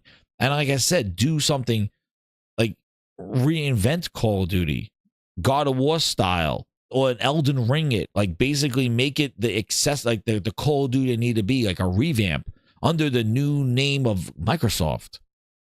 But basically what they did was like, yo, we're not Modern Warfare 3. We fixed that shit. And it's like, okay, great job, Treyarch. You do a solid game, but like, you're par for the course. You know? This needed to be the Call of Duty that brings people who never liked Call of Duty back. That's what and having the access of Game Pass and playing this Call of Duty like this would grab them. But they didn't do it. This is just like, oh yeah, good. I'm glad they brought this back. Oh, they took out the right shit. Okay, good. They fixed this. They tweaked this. They did this. They added this. Okay. And it's just going to be par for the course. You needed to they needed to change Call of Duty. Shit, make a co-op campaign. You know, make a co-op campaign. Make destructive environments. Make wide landscapes with vehicles and try to add Battlefield because there is no Battlefield there. Because add a mission like that. Add some sort of co-op campaign. If you're going to do stealth, maybe do as a co-op stealth. Maybe try to pull some of that Rainbow Six there. You know? Maybe a Rainbow Six type thing. Make it squad based. They do 4 people on a stealth mission and do breach and clear and do all that other stuff like Rainbow Six style if you want to really embrace that. But no, like, you know, to do something along those lines. Like those are the kind of examples just right at the top of my head of things that they should be doing to Call of Duty to evolve it. If you're going to do stealth and break in missions and have like destructible environments, pull some Rainbow Six, pull some Battlefield, make, you know, add that and put your Call of Duty spin on it and put it in the campaign so you don't mess with the multiplayer. You know, do things like that. Make the levels interactive, make destructive there, like, you know, do things. Add a zip line that you could like zip line there, or you could do some sort of rappel, like you could shoot up and go into a window. Like I said, like Rainbow Six it, if that's what you're gonna do, but they didn't. They just basically have Call of Duty melee and stealth. It's like, no, the Call of Duty is meant as a Twitch shooter to shoot around there, just sneaking around, stealth moves like lock picking and shit. Like what? Dude, where's the explode? Where's the environment blowing up and me fighting in an earthquake or something like that? And see, Dookie Kick says you don't try and reinvent Surefire, and Dookie, that's the problem, because Microsoft's so dependent on the success of Call of Duty, they will not do those kind of things to reinvent it because they will be messing up a Surefire money. You're right, Dookie. That's the thing. They're not going to. Yeah, go James Bond style with gadgets and shit. You know, on the camera thing. Like if that's the gameplay that you want in the campaign to differentiate it. But yeah, that's what I mean. Like I don't think people are like, oh, Microsoft's gonna save Call of Duty. I'm like, no, they're just gonna keep it par for the course. They're gonna keep it par for the course. And that's what it is. Par for the course. And people are kind of over it. People have seen this. Like this should have been a new refresh. They've been working on it for so long though. But that's another issue. Like Microsoft didn't have their hands on this stuff, so we have yet to see a Microsoft built Call of Duty. This one was in development for 4 years, so they had the time. Last year's wasn't. That was developed over the summer. But anyway, like I said, there wasn't too much going on here, so I don't want to keep everybody crazy there, but I definitely, you know, I appreciate everybody coming through. Over 215 people. Hit that like button, share it out, and definitely I'm gonna play a little outro song of Call of Duty, of what I so far experienced there. We're gonna see Phil Ness the GOAT. That's what we're gonna see. Get that new GOAT emoji in the chat. We got Phil. There he is. Get ready. Quality games. We're learning. Still learning. He's still learning. Hit all the buttons. But Grinders, thank you again. Hit that like button. Share it out. Subscribe to Grindhouse. We're going to have some more streams and games coming your way and more gaming Grindhouse. I'll keep an eye on the news. And if anything pops up, definitely you want to keep it here, locked here. But hit me with that Call of Duty music as we head out to the gaming Grindhouse evening. Thanks again, everybody. Oh, yeah. Dark and night, we move in shadows. Silent steps through halls of echoes. Glancing left and right, we're cautious. Missions fail if seen obnoxious. Too much stealth, we crave the thunder. Wish for battles loud as thunder. Stealth's a game, but war's the story. Give us fields of guts and glory. Call of Duty wants us creeping past the guards while they are sleeping. We want chaos, guns are blazing, explosions, wild the madness raising.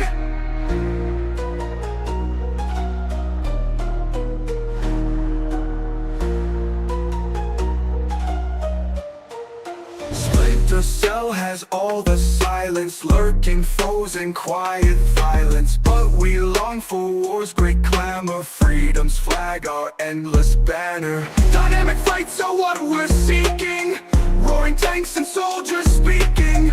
Through the smoke, the drum beats pounding, victory's call forever sounding.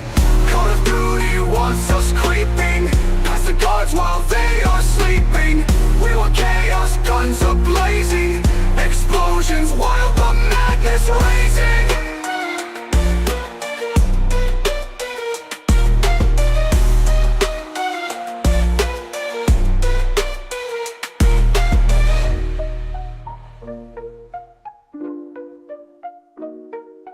Call of Duty wants us creeping past the guards while they are sleeping. We want chaos, guns are blazing, explosions, wild the